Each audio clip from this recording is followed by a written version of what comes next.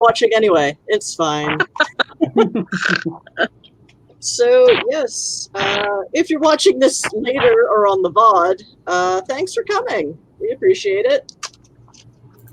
Today we are late, and it's totally my fault because I didn't remember to write down my 3-sentence plot outline until a minute before stream was supposed to start. Yay, it's been that kind of week. On the upside, thanks to Merck telling me what thermal paste was, I hopefully don't have to pack my computer in ice tonight. And yep, so far, the CPU does not have a fever. We will see how long this lasts. If I suddenly fall off the stream, just know it was a computer meltdown and crash, and that no, I did not fix the problem, and oh dear. Okay. So we'll role play. We got this. Okay. Lineup is a little bit different tonight. Sadly, Klaus could not make it. Hopefully, they have not run afoul of any more drug cartels. But we'll find out about that next week. Going basically just to my right. Other way. Yeah. Thank you, true nerds. Going to my right, if Trukio, give us a brief introduction of you and your character. Hi, I'm Maya. I am playing Petruchio, the sheltered son of a rich core worlds dude. Yeah, he's a vampire. Computer whiz, that sort of thing. Okay. Dune. I'm Merc, and I'm playing Dune. Dune's a wolf blood. He's not a werewolf. A wolf blood's kind of close to a werewolf, but we don't turn into anything, so the werewolves all look down on us. And we're kind of weird for normal society, so normal society looks down on us. A lot of us came to the city to try and escape the werewolves, because the werewolves are in fact assholes. Including my sainted mother. So that's why I'm in the city. I'm a pretty decent fighter. I don't turn into a wolf. I'm just a wolf blood. But I did inherit some of my sainted mother's fighting prowess, as it were. But so it's been quite good stead in the city, and my aunt set me up with a good company to work for, and that's where I get most of my cash.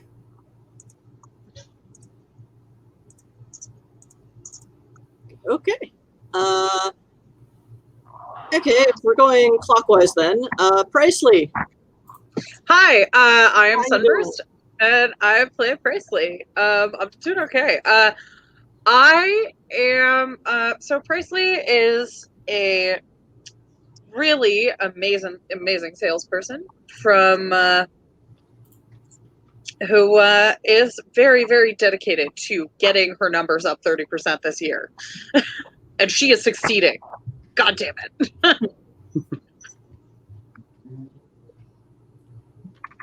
Okay, and our guest player and character for tonight, Yoda, who, unlike the rest of us, has been Twitch streaming for quite a while now. So he actually knows what he's doing. I'm just sort of muddling along, hoping my computer doesn't melt down. Yeah, you're doing fine. I know I didn't give you much but a character sheet. Sorry. It's been a day. Well, that just means I have something to work with to make them my own. Yep. Hi, I'm Yoda. I'm playing V, which is a synth pirate. So I'm kind of playing him with a Han Solo meets Data kind of vibe. Definitely got Han Solo's mental stats. But we'll see how this goes. This is the first time I'm role-playing via something through Zoom, so we'll see how I do. Yep. Yeah, that's ultimately how it started. Me, Merc, and Drac, who couldn't be here today, we've been gaming like this since September, just not live. So, why not stream it? We're back down to one viewer. That's okay. I'm not paying. Once we start gaming, I will stop paying attention to all other numbers on the screen. Okay. So, Patricio. So, it's a pretty standard, like, Thursday. You know, you get into the office, you have whatever it is you drink in the morning. So it's a little bit more complicated since your life changed somewhat.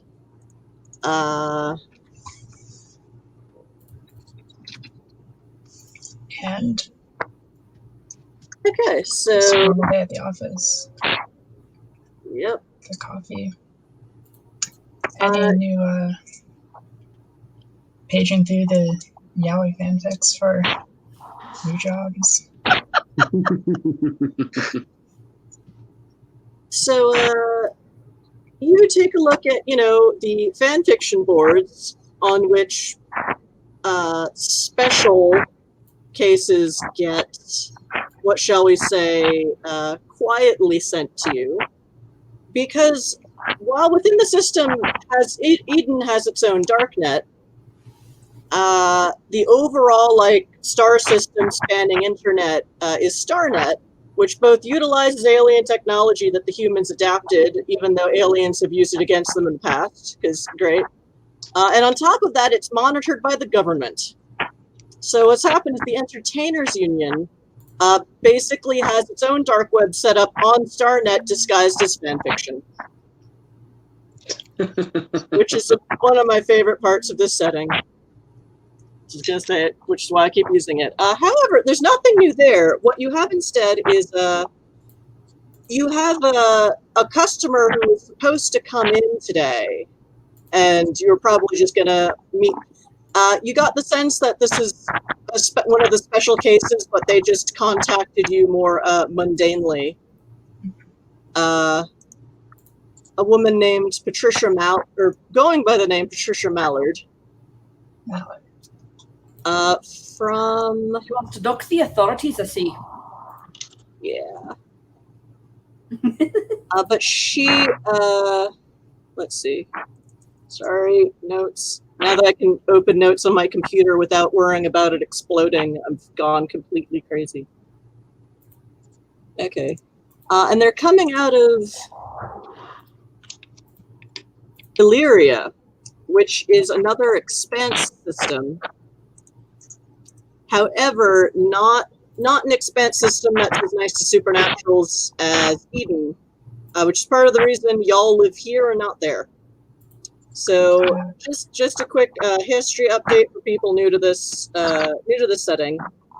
It's a lot like Firefly, where you have the core, which is the core planets, and then you have the Verge, which is the outer rim of space, which has just been settled the last 50 years, and then between them you have the Expanse, which has been in development, various settlements and systems for the last 2,000 years, more or less. So there are a lot of planets that are just one giant megacity, and that's what Illyria is at this point. Eden is actually weird in that the megacity is only about 50 square miles on the whole planet. So, Patricia wanted booked a tour from Illyria to Eden, and there are a series of Stygian gates, which basically work like the jump gates in Babylon 5, except that instead of the distance between jump gates means how long you're in hyperspace, or whatever people are calling the deathy feeling realm between Stygian gates. Gut-wrenching would be my description of it. Different than how this works in the LARP venue, you basically have to bounce from gate to gate to gate.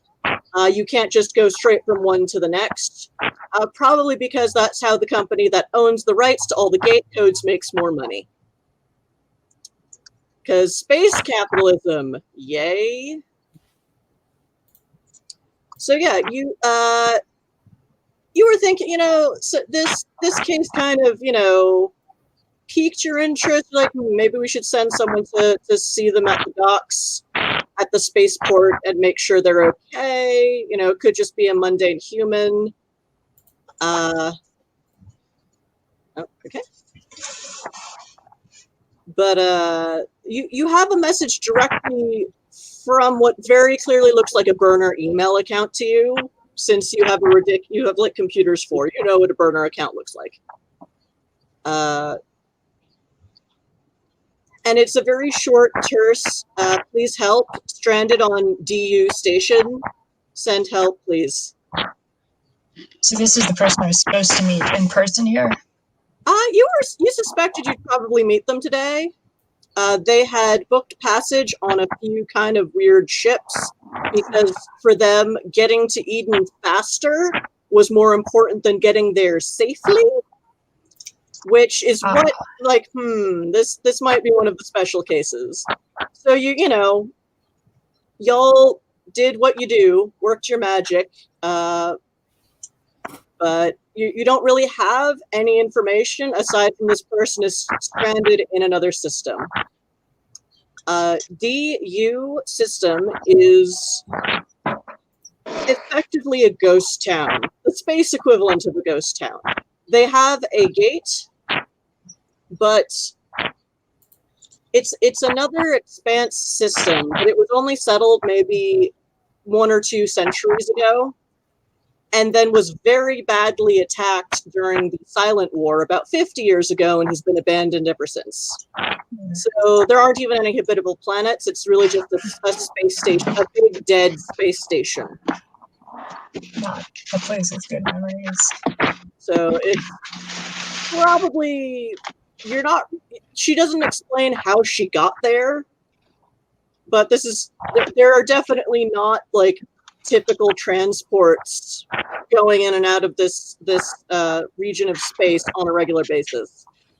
Like basically 50 years ago when the Silent War was hit, DU was again similar to Eden, which is why it's only one jump gate away. On the very outer edge of the expanse, like as far from the core as you could get and still be in the expanse, which is and them getting shut down by the Silence, a species of aliens that y'all still don't really know that much about, except they're really fucking creepy. The name looks Silence. Yeah, they haven't, no one's seen the Silence in that long, but DU has still been abandoned. Hence, that's really the only name it has. It never really established itself as a system with a name, with a community. It was really just a cargo place trying to build itself up when it got deaded. Murdered. There's been a lot of speculation that maybe pirates have been using it, but that's neither here nor there. But you know, there's one person alive on that station now, and they sort of paid us to get men to Eden safe. Yeah. So, I mean, it feels sort of weird, like the unknown factor being like who this person is, if they're a supernat, or how they got here. But I feel like it's our responsibility. They paid for our services, and as it's just basic like human decency, if you can even like call us human. And as a vampire, keeping your humanity up is super important. Yep. Because morality in World of Darkness is very important for supernatural persons. Because otherwise, if you start acting inhuman, your counter goes down, and when it hits 0, you actually turn into a rampaging beast, and are effectively an NPC. Yeah. So so this is also why Petruchio is in charge, is because this is the kind of case where it's like, well, this is extra weird, but we do need to investigate. So, can you even book a flight to a ghost station? Well, it's not as easy as all that. You can't take a regular flight because they'll object. Usually because it's a dead-end station. There's nobody there to do business with. So trying to take any of our normal cargo ships would be a bit difficult, as it were. However, we do have access. I may know a fella, as it were, is the thing. Or five, but I know a fella. I'm not sure he's on station, but You do know a guy. You have a freelancer who might be able to hook you up. You know him as V. them is V. So, V, you might actually be in the office today because unfortunately your ship has been recently compounded temporarily until Impounded? you can impounded until you can pay the parking tickets effectively. You generally try to stay above board with local Eden laws. Like, it's not that hard, but sometimes stuff just gets away from you. You know? You booted, as it were. Yeah. So you're effectively here looking for maybe an easy job that you can help with that doesn't require your ship. All right. But So I need to get some money. yeah. Well, this So one does require a ship a bit. Is the real kicker. well, then it's a good thing someone also has 5 contacts in black market.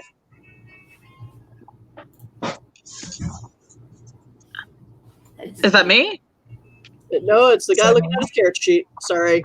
Oh, okay. Okay. It's, I you're Sorry, that's going to be freelance. a problem for me. Okay.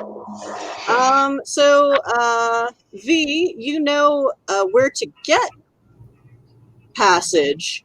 It's at such short notice, it's not going to be the nicest. It's not going to be the nicest. Basically, you know where the local so Saga is the nice bar for Supernats to hang out and chill with, and humans too. And it's like just a nice, friendly Cheers type bar for this area. There's also the wretched hive of scum and villainy, actually named Hell, but only one L. Because this whole system is just Vikings in space, because it's fun. And yeah, so if you're going to station designate DU, someone there will be able to get you there for a price. How much do I owe on the parking tickets? Let me look at your character sheet real quick. For tablet, behave. I have people who need me. Come on. Goodness. So cranky. Oh, you don't actually have any dots and resources. So I would say it's the equivalent of 3 dots of resources. You're about halfway there. Okay. So would it be cheaper for me to pay off the dots and we go in my ship, or would it be cheaper to pay somebody else to do it? Well, if you contract a third party, you might also be able to get more pay out of it privately, especially Okay. if they're moving cargo. Okay.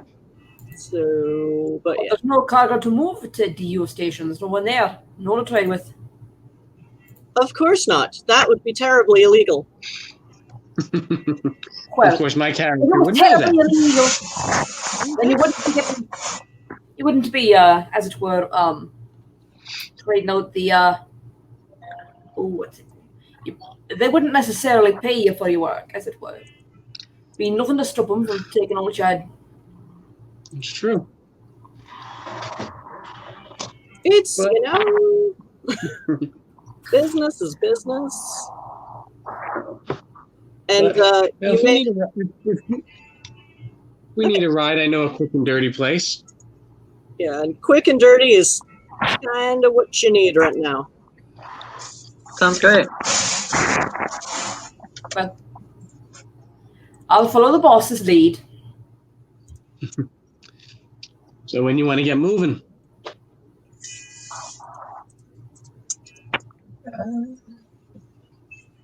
I'm good to go now. Probably You as guys soon as are. possible.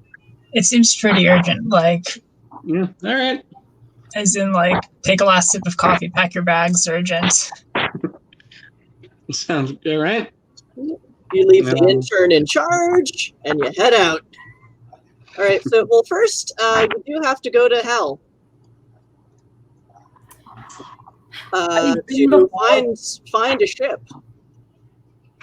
You Okay, have, let's do it. so Yep. who's going to the bad bar? Obviously, I have to be. I'll go. Presley, you notice you were curious about this case as well, since the person is coming out of Illyria. Yes. It's in this document I sent you. It's right at the top of the it's so document. If it tiny. helps. It's the tiniest stuff that I cannot no. read. Not the character sheet. The other document. Well, The character background. That got lost ages ago. I read it once. Okay, well, Can you please remind me what Illyria is? I'm sorry. Illyria is where you're from. Oh yes. Okay. Yes. Okay. Sorry. Thank you. Yes. Okay. The thing is in a Discord chat. It's very hidden. Yeah, I will repost all of your stuff in a place that's easier to see, which is why we have our little player Discord now. Because one long group chat is just not helpful to organizing anything long term. Okay, so it's from my hometown. Okay. Yep. You don't recognize the name, but they are Okay. from your part of the galaxy, or your original part of the galaxy, because this is home now. Well, fun. Okay. I've been to hell before. I made something of an impression. For good or for bad? Well, I hit somebody into the wall and I left a dent, so it's an impression. It's an actual impression. Well, If it's still there, it was probably a good impression. Otherwise, they took it out and it was a bad impression. let's see where this takes us. And I guess Okay. I So- take the lead and head into the bar. All right. So it's a bit of a trip. Like I said, it's Saga's. You're basically the neighborhood cheers. This is way out in Steeltown, which is basically right on the border of the big main shipyard up against the shoreline.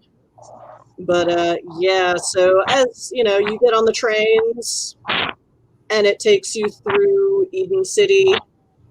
The architecture generally gets more and more kind of sooty and dusty and decrepit, and still weirdly matches architecture from Old Town and elsewhere in the city, but it's just not kept up as well. There are more broken windows, where there are even windows to begin with. This is basically where a lot of the manufacturing still happens. But now instead of shipping it to Market Town, they just ship it out on the shipyards right next to them. There were maps. I sent them. It's a thing. But yeah, so this is a pretty crummy neighborhood. And is the whole party going to the bad bar? Well, No, I am. I figured if there was going to be trouble, I ought to be in the middle of it, as it were. Perfect. And going to hell means there's gonna be trouble. Okay. So yeah, it's not a speakeasy, but it is difficult to find the entrance if you don't know what you're looking for, because it does have that. This whole neighborhood has that kind of IKEA flat pack concrete building look, where it's really just like a bunch of just concrete buildings, no windows, and just a sign over the door that says HEL. Totally legitimate. Totes. Totally legitimate. And yeah, you go to open the door. You don't get a chance to before someone actually not so much falls out, but is hurled out the door. And Not bad, but I've seen better. yeah, I mean, they seem kind of. That's not that weird. And the music is just blaring, loud techno music. And yeah, it's only like lunchtime. So yeah, it's a little rowdy for lunchtime, but not by much. And also, being so close to the space yards, like nobody's got a concept of time anymore. Yeah. So there is as much as it is off shift drinking. Doesn't matter what time of day it is. Yep. It's gotta be 5 p.m. somewhere in the galaxy. In fact, it definitely is. Without a doubt. So yeah, you eventually get past the broken drunk person who's been flung out the door, and it is loud, it is boisterous.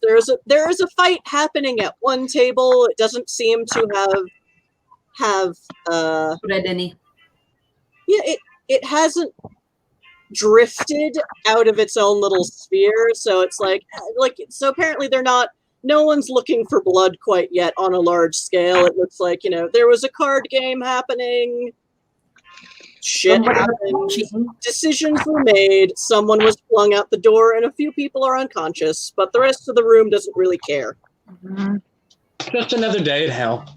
It's not time for the hourly bar fight yet. No, the 11 o'clock bar fight is a long ways off. Well, or you just missed it, because there's the 11 a.m. bar fight and then the 11 p.m. bar fight. You can tell it's not bar fighting time because the glasses aren't down from behind the bar. Oh, yeah. When the bartender takes the glasses down, it's time for the bar fight to start. Yep. So as we head into the bar, and I kind of scan for any familiar faces in the crowd, anyone I might recognize. Well, you recognize Clem, the bartender. And they're just doing their job as usual. You recognize there are a few of your usual rogues gallery of contacts.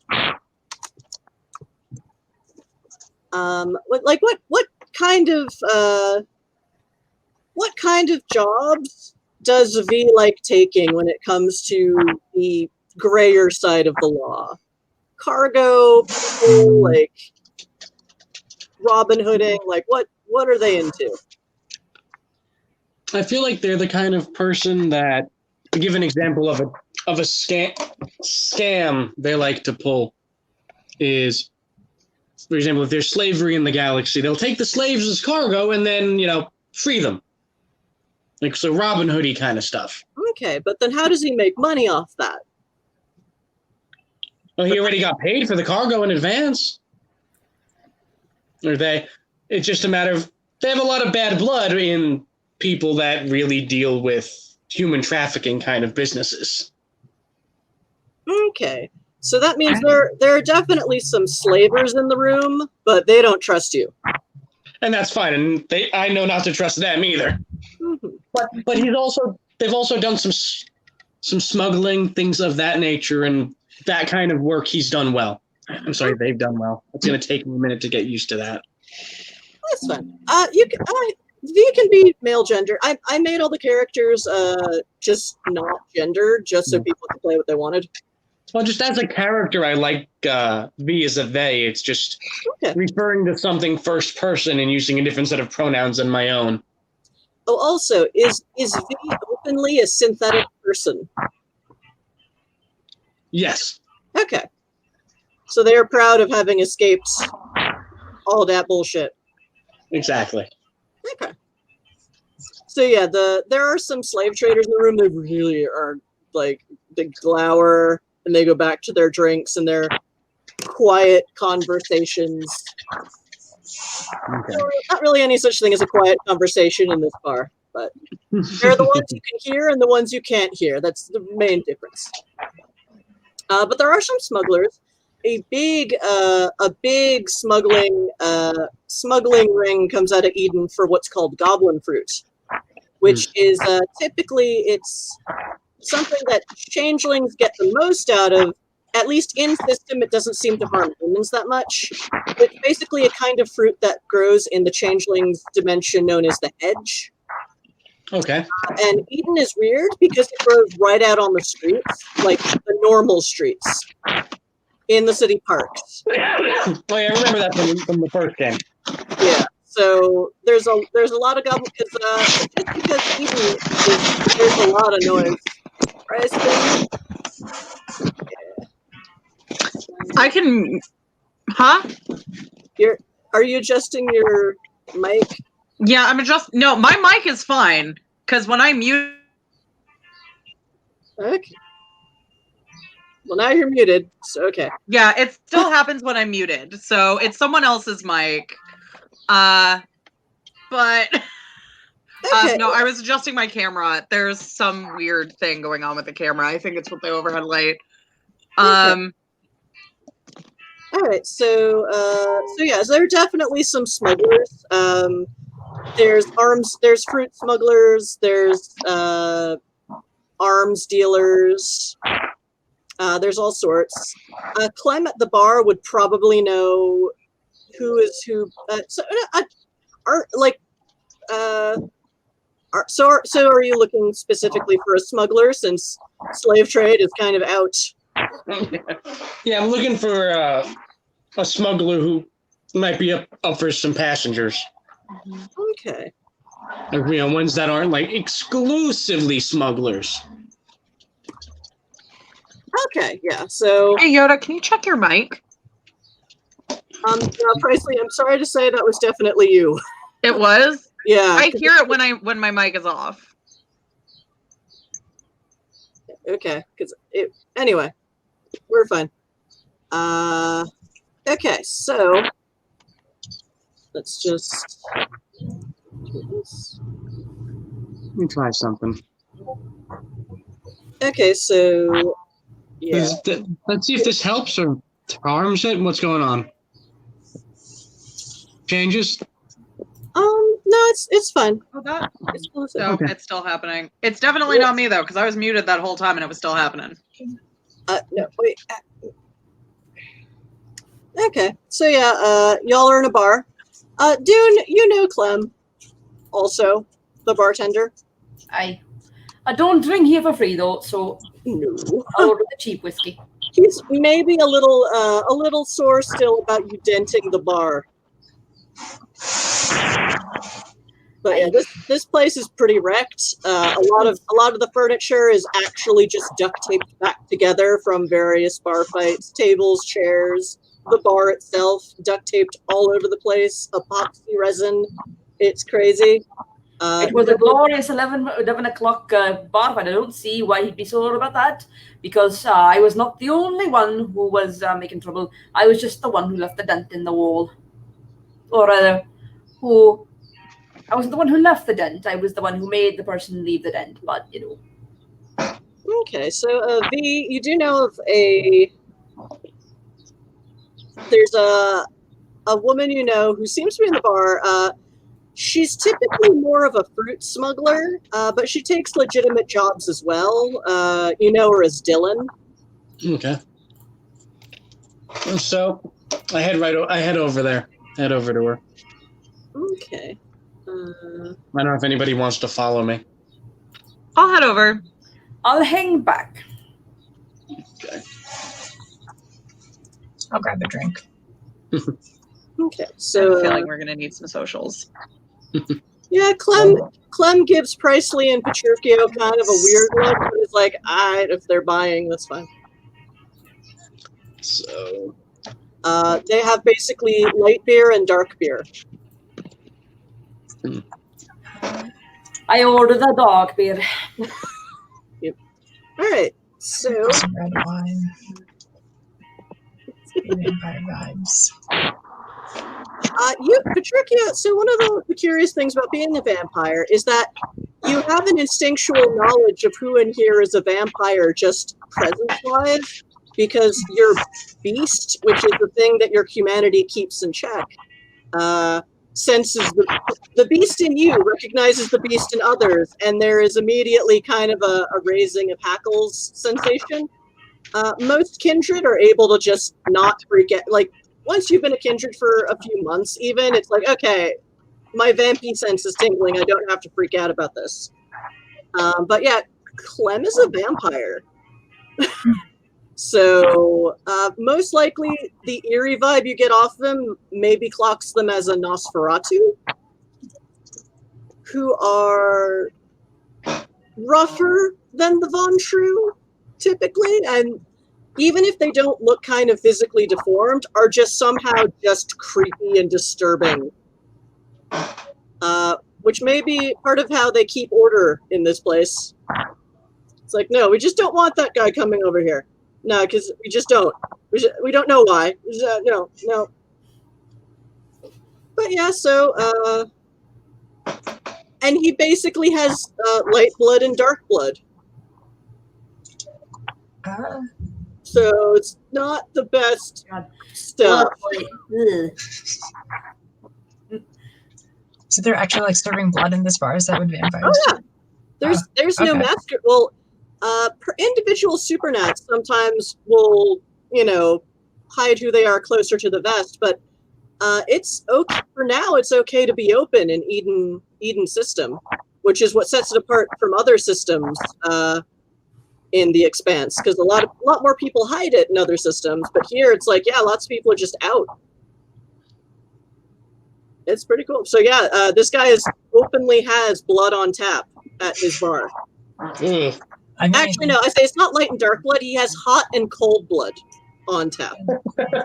Hot blood just sounds like... Well, I mean, my blood is 98-ish degrees. Like hot milk. I'll take the cold blood. He's like, yeah, where's your cold blood? He also gives you kind of a weird, it's like, but you don't seem to be here to give him grief for anything. So he's like, all right, if you're drinking, you can stay as long as you're paying. And he just sort of nods and then goes back to cleaning glasses and fixing various broken stuff behind the counter. Okay. And all right, so V. Yep, Dylan is there with her pint of light beer, of pale beer, I guess. Light might not be the right way to say it. Yep. And she's just chilling. She's at a small table. She doesn't seem to be with the crew. She's got her own ship. And she's just kind of, sitting, drinking quietly, watching with amusement as various people punch each other. So I head right up to the table, knowing we know each other. Hey. Hey. How you doing? Heard you got landlocked. All these systems, hard to remember who you owe what. Yeah, legit, yeah. So yeah. But so I find myself in need of passage. You looking for some work? Well, I've got some things going, but what are you looking for? Like, what's the job? Also, yeah. Like, so is it you, or is it your fancy friends that you came in with? Both. All right. So is this a legitimate job, or is this somewhat under the table? We ourselves are not positive. Interesting. You have my attention. Out of game. What was the system's name again? This is it's just called DU. DU. So it doesn't even have. It's yeah. We need passage to and from the DU system. We got a somebody asking for help, and we just need to. Hopefully, it's just a pickup and a drop off, but you know how these things go. Yeah, so are they like they're like an escape synth or something? It's like because that's not a place you go if you're like a legitimate person. Again, out of game. No offense. Do I know that the email was a burn email address? Would I have been told all that? I'm sure. I don't know. I mean, I would have shared that. Okay. I've shared all the details I need to know. Okay, just wanted to make sure because I'm not a main member of the cast. Yeah, that's fine. I tell them we got an email from a obvious burn email address asking for help. We honestly don't know who it is on the other end. Huh. Yeah, there's it's hard sending a StarNet message from there. Signal is intermittent since technically no one is supposed to be there, officially. Yeah. And so the EF don't go there unless the EF Marines don't go there unless, they have reason to suspect there's someone there. So, yeah. All right. So I take it this is an as soon as possible deal? Yes. All right. Well, as it so happens, so your ship is landlocked. My usual crew is also landlocked because they pulled some shit last night. And sadly not in the safe confines of our comfy, in-system drinking hole. So they got nailed. So I have I had a job offer that I thought I was going to have to decline because I have no one to actually lift the shit onto the ship and off of it. So as they're saying that, I gesture to Dune to come by as well. I don't want to speak for the group. I walk over. Hey, tall and scruffy. What does this person look like again? Just kind of a plain, nondescript woman, kind of tanned, rough complexion. Well, how does Dune have any black market contacts or allies? I forget. My tablet's being cranky. Dune does not. Dune has werewolves and wolfbloods as allies. Okay, well you. But I am part of the Mercenaries Union, so. Yeah. Oh, you probably recognize her. Well, actually, no, she'd be Merchants Union. So yeah, she looks like a space pirate. Kind of the kind that blends in with the crowd because they're smart. So you don't know her offhand, but she offers you also like, oh, you're with V, yeah, sit down. All right, I sit down with my dark beard. And she's like, all right, so well, I was gonna turn down a job because I don't have crew, but if y'all can be my crew for a day, I think I can get you to DU and back. So long as you don't ask questions about the cargo. My only question about the cargo is how heavy is it? It's kind of heavy. I basically need multiple people to. It's not so much of physical lifting as I need people who can work the equipment to lift it onto the ship. So it's not literal heavy lifting, although, shit happens, so I'd rather have Braun on my team than not. Well, I'm no proper werewolf, but I've got a bit of the extra gift of the... which one is the physical one?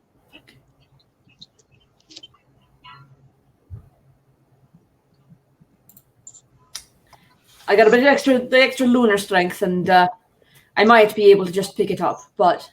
Okay, kinfolk. Yeah, that's cool. I mean... I don't know that I could operate the machinery. I mean, the fact that Clem's given you the stare down but hasn't kicked you out yet means that you're probably good in a fight. I'm not expecting a fight, but He's still a little salty about the, and I gesture over to the wall where there is still, in fact, still the imprint of a 5'4" individual doing the starfish. nice work. Do you do that professionally, or are you I am the mercenary hobby? union. I'm the mercenary union. I do it professionally. He decided to think the fellow who left that decided to put that to the test, as it were, in one of the fights, and he found out that I was not exaggerating. Hopefully they only made that mistake once. You know, you got to learn somehow. And some folks do not learn from the mistakes of others. Aye. This one learned from his 4 broken bones, I should hope, but All right. I have not seen him again. No one can say for sure.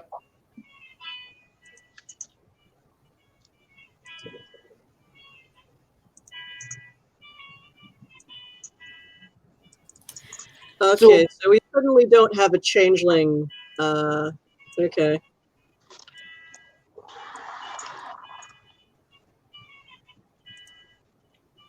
Okay.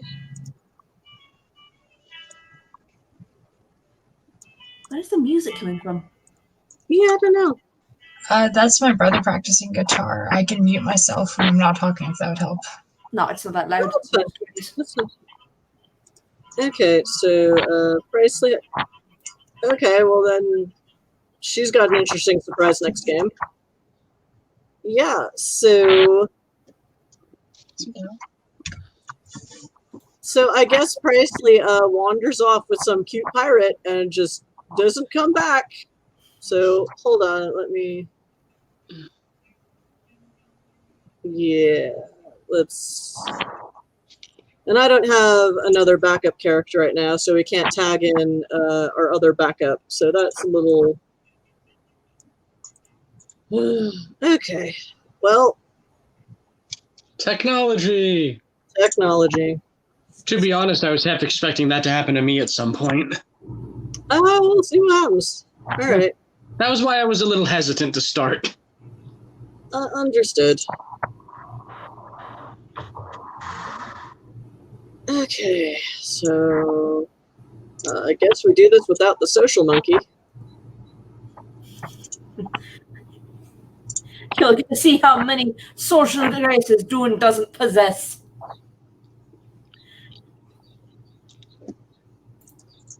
All right, so I can be loaded up. Well, technically, my cargo is already loaded up, so I can meet you at dock 89 in like 30 minutes, and we can just go if y'all are ready. Yeah, I sounds good to me. I've nothing pressing. Okay. And I would like to be out of here before the traditional 11 o'clock fight. I don't think Clem would be happy if I stayed around for that again. I mean, it's a long. I mean, well, you missed the morning shift fight, but the 11 p.m. Where am I? I'm in Eden. What time is it in Eden? Oh yeah, we're a long way off. Sorry, it's easy to forget like where and when I am since this place doesn't have windows. But yeah, so I'll see you at the docks in a half hour. All right. As you say, ma'am. We'll see you then.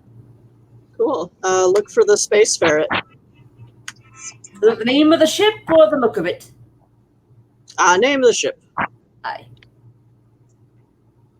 Cool. So she just goes back to her drink and so we make some money after all. Sounds good.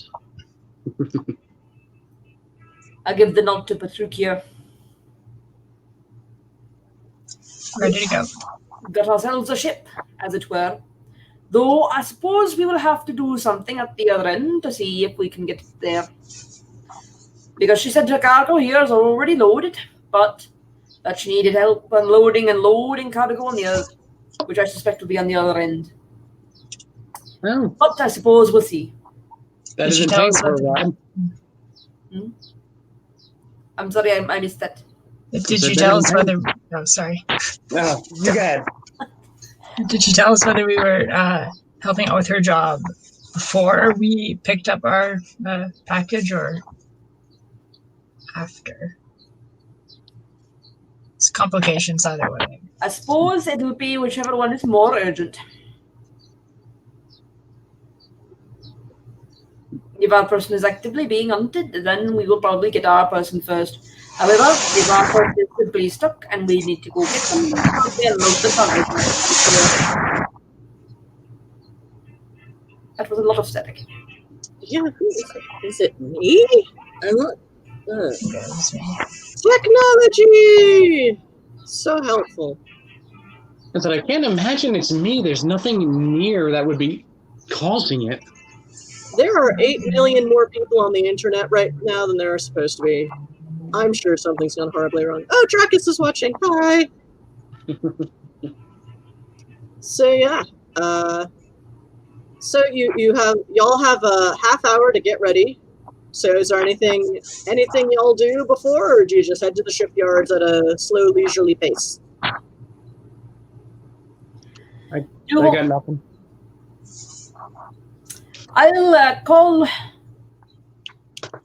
I'll call one of my aunts, my aunt's dead drops. Well, one of the lines she leaves alive for messages, but she doesn't necessarily answer every time, you know. And I'll leave her a message that'll be off planet for a bit in case she comes looking for me and doesn't find me. I don't suppose she'd be too happy if that happened. Oh, you're gonna call your auntie. I don't want my aunt clawing my face off when I get back, but not being there when she needed me. True. Yeah, you leave a message, you don't hear back. That's normal. Because usually when you hear back, it's because she sent a bat spirit, and oh, that gets annoying. Helpful, but annoying. And Okay. if she needs me and she can't find, she knows to look for somebody else. And if she tries to look for me anyway, well, I did tell her, and she can't blame me. Or, well, she can blame me, but she has no real legal standing to claw my face off. So I just get to lecture for not telling her on a more pressing line, as it were. So, of the two evils, that's the lesser one. Okay.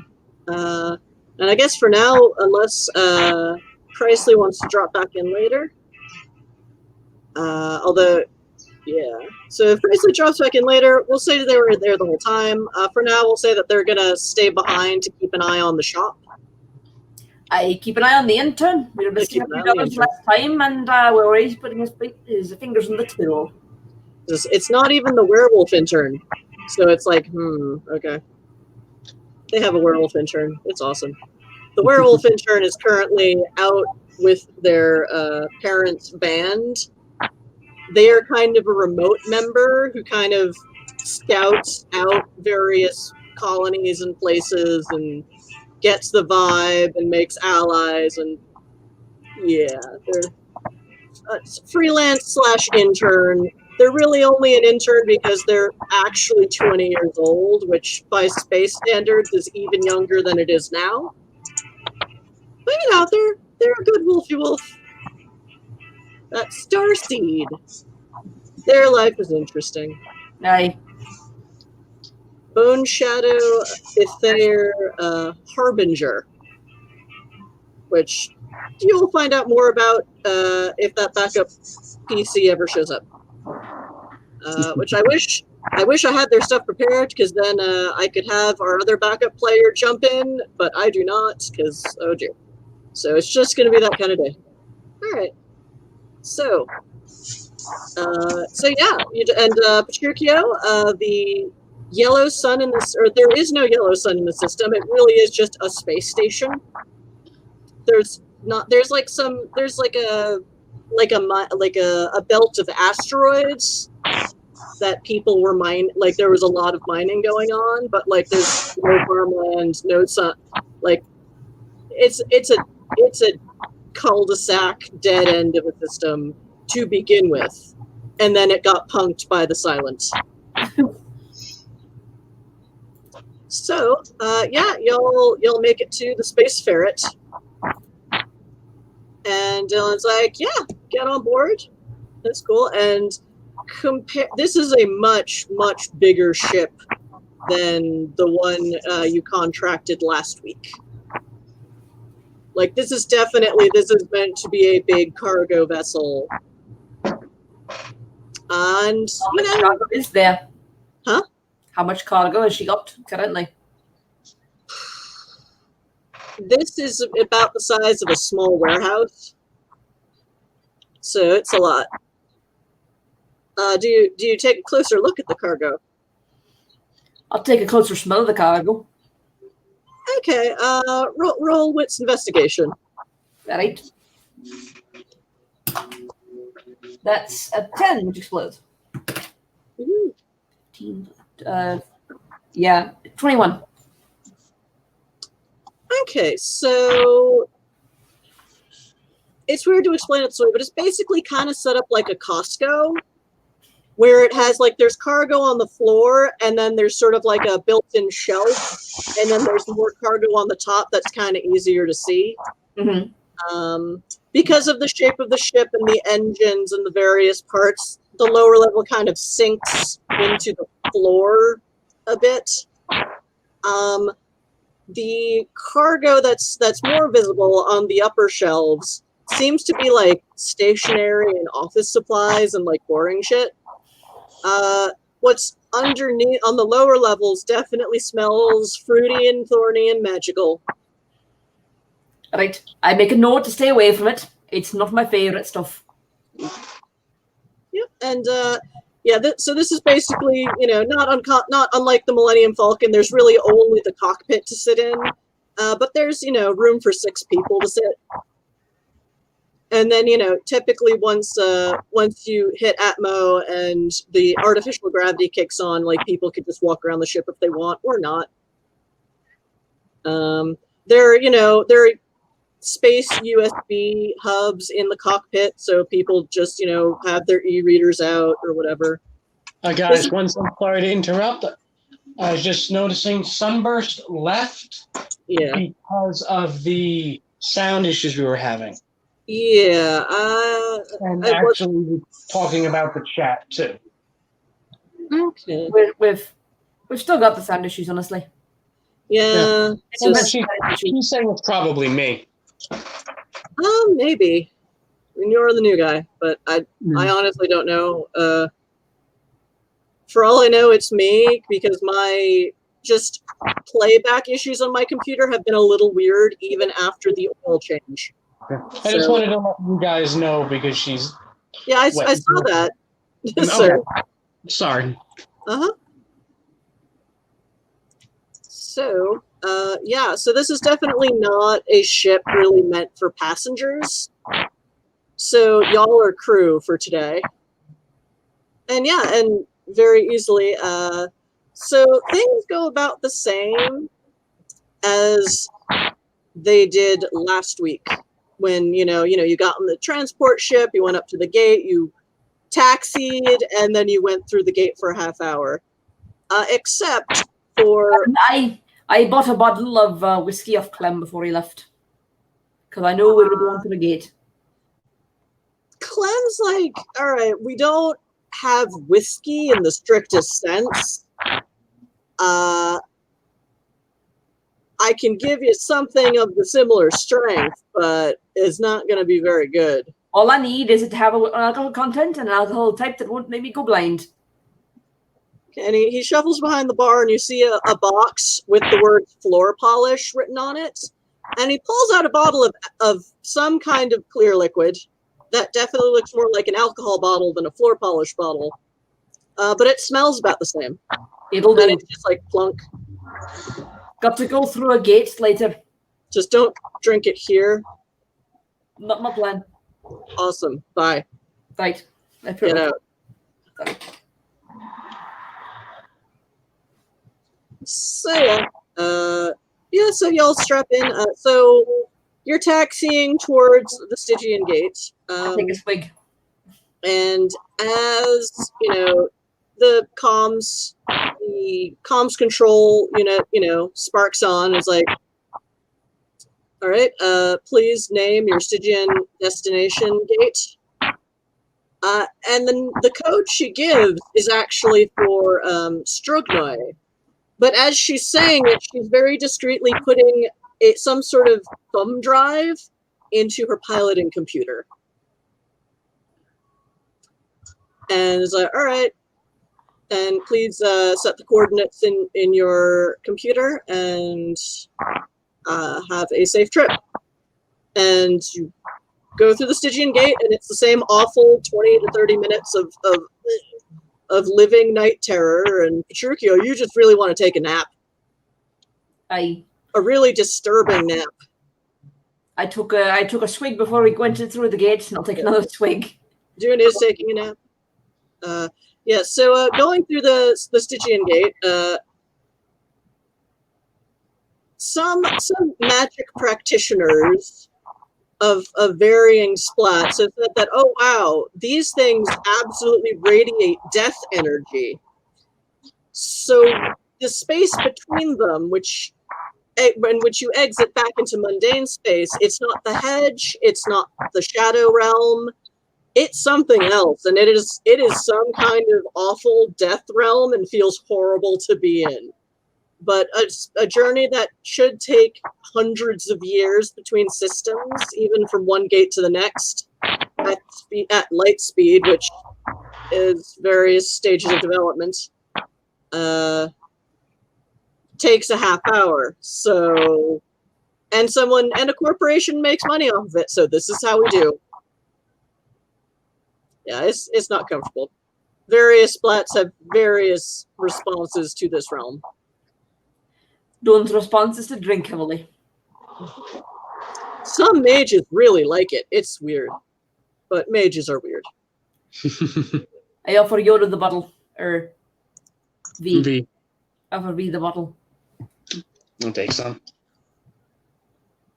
Yep, that's what I suspected. It tastes a lot more like floor polish, but as long as it's the kind of alcohol that you're meant to drink and not the kind that makes you go blind. It's hand sanitizer or whatever.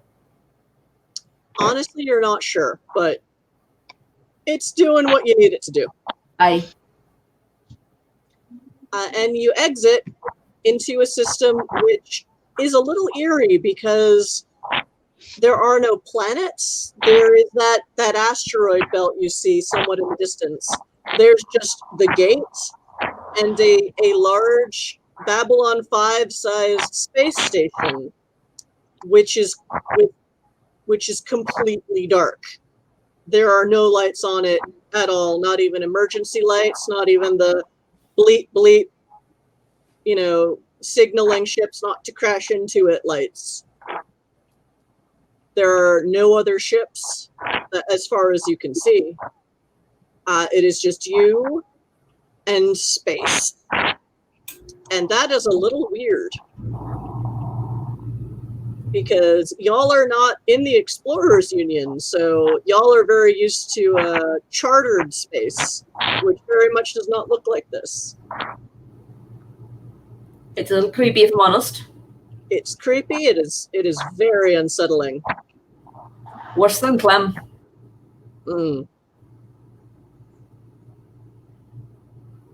So, you start traveling through the infinite nothing towards the space station, which, no lights until you get right up close to it. And then you do see that there is one little landing dock that seems to have a blippy light on it. I mean, you're in a space station, so it's probably about, the size of my hand once you're up close to it. But from here, it looks like, the charge light on your cell phone. But, yep. And, she just expertly docks, and the doors close behind you. And Dylan turns around and is like, all right, I don't know, have y'all been here before? No, can't say as I have. I don't leave the planet often, if I can help it. All right, so there is some oxygen here. I've got suits if you're more comfortable wearing them. Yeah, it's. I'll put on my suit. Yeah, so we've got suits. It's safer to have them on, and it's better to have them and not need them. So As a there is. synth, do I I'll need put on one? the suit. No argument. So what? I said, as a synth, do I need one? Yes. Okay. I wasn't sure how it worked in this setting. As a vampire, does Petruchia need one? Technically, Petruchia does not need one because you don't breathe. That is true. So some synths do have tech in place for breathing in hostile environments. However, your particular model was not so much meant for space combat as for ground troop. Okay. And a lot of the synths that get fitted up with basically vampire non-breathing apparatus or, whatever, they're generally the ones who do deep space construction. Okay. Because it makes them, cheaper than having to also buy separate suits that you then said, please don't break these. The other Yep. consideration to think about is the fact that if you don't have any oxygen, it makes it mighty hard to talk. Yeah. So the suits do have transponders in them. I mean, I'll take one just because I assume like vampires aren't immune if like the heat were to go out. You get dropped into 0-degree Kelvin. I mean, it's not comfortable, but to be honest, it doesn't really bug you that much. Like heat and cold, like you're effectively a walking corpse. If it were, you've heard stories like of, I mean, the legends go that the original colony ships had 5 vampires in some kind of stasis. It could have been the enforced nap time that Requiem vampires have to do, the willing torpor, or other legends said they were actually just frozen, and not even like standard cryo frozen like humans do, because it's like, no, you just put them in an ice box and they just keep, because they're dead, sort of. It's weird. Vampires are weird. I'd rather not just like keep for all eternity, so I'll put on a spacesuit. Yeah, there are certain vampire clans and bloodlines have powers that help them not freeze solid in sub-zero temperatures. So yeah, so it wouldn't hurt you, but you might be partially incapacitated temporarily due to being frozen. So. Well, I'm definitely putting on a suit. I don't fancy trying to suck nothing. Yeah, so yeah, there's some recycled air in this area. If I don't know where the person you're looking for is going to be. Like I don't know how someone would get here except on a freelance merchant vessel. So, and if they were on one, like, why didn't they just take it all the way to Eden? Like, I don't know. Like, generally, this is just a cache for smugglers. This person arranged their own transport to Eden. We were not part of that, so I cannot say as to why they stopped here or why they chose a merchant who would stop here, as it were. Probably the same reason why we chose a smuggler. It's faster than the alternative. Well, the smugglers are the only ones who come here. We didn't have a choice. Okay. Might have had a choice. I mean, Strugnoy is not that far away and gets regular deliveries from the Corps. Okay, so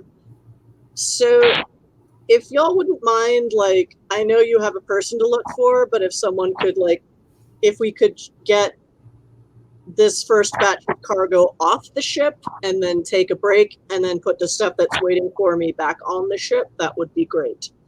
All right.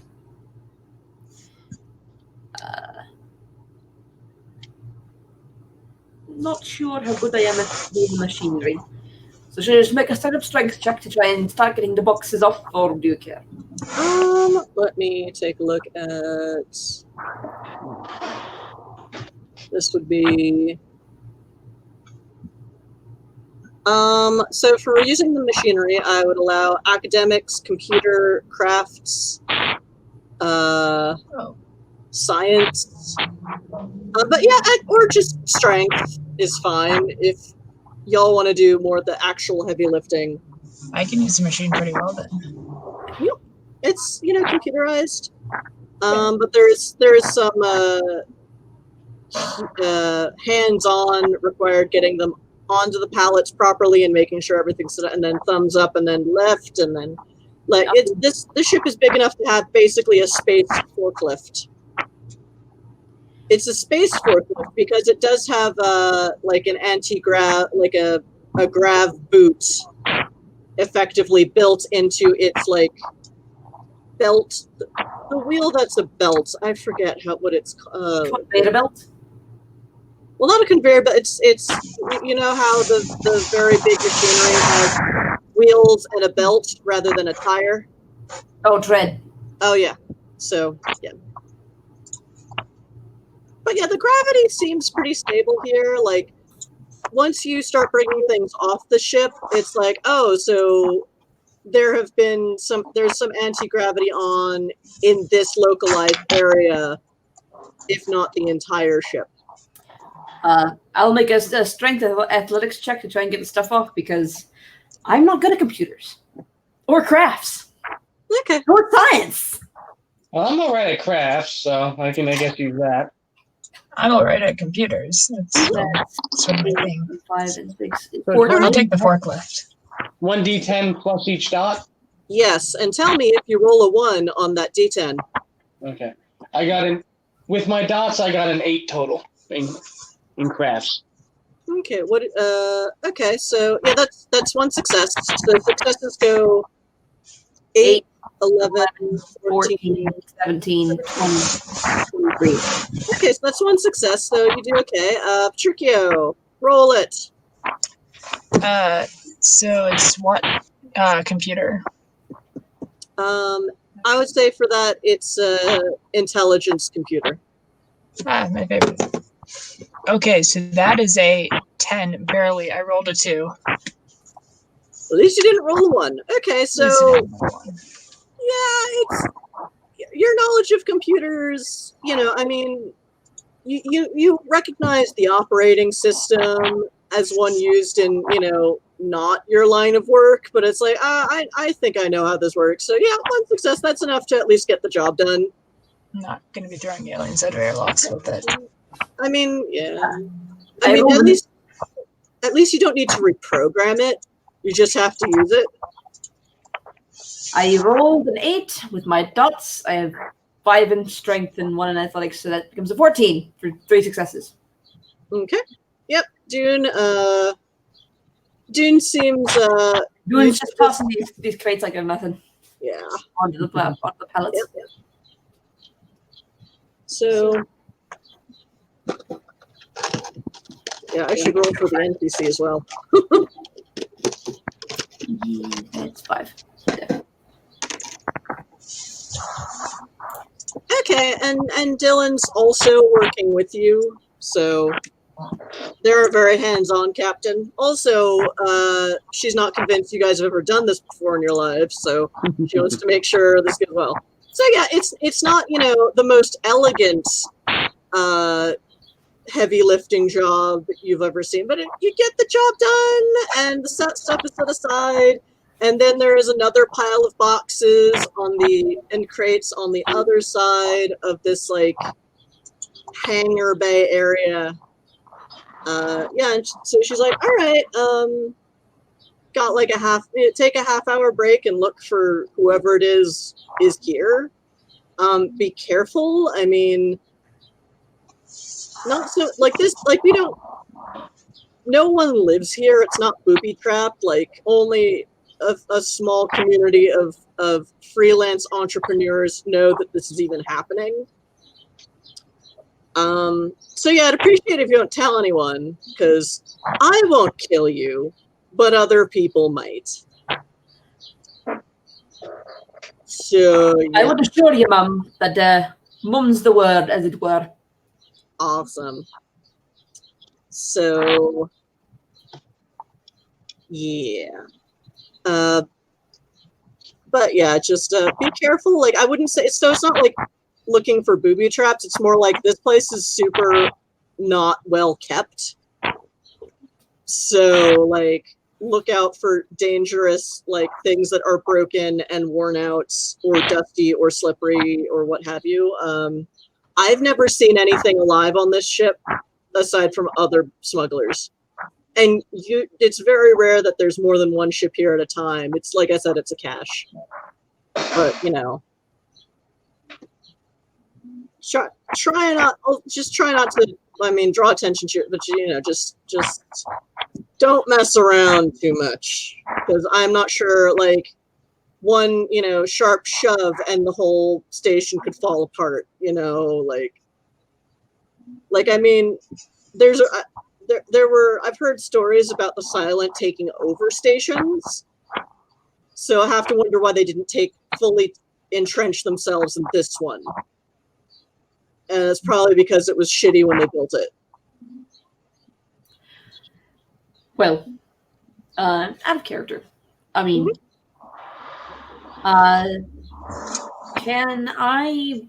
do I sense any kind of weirdness with the gauntlet or the hedge in this place? You wouldn't have hedge senses. But yeah, roll wits occult. All right, that is cool. That's 9 plus 6 is 15. I can math. The gauntlet is on a scale of 1 to 5. It's at like a 2 or a 3. Let's say a 3. On one hand, well, it's not, so it's like a lot of the time a gauntlet can be raised in some areas because werewolves are actively doing things to make it higher and tougher and more difficult for spirits to get through.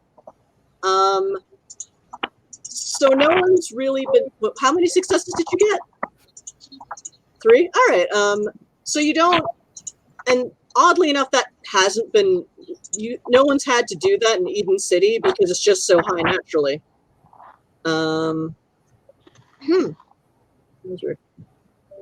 So yeah, Yoda, I think the sound stuff is on you because Petruchio just muted and it's still happening.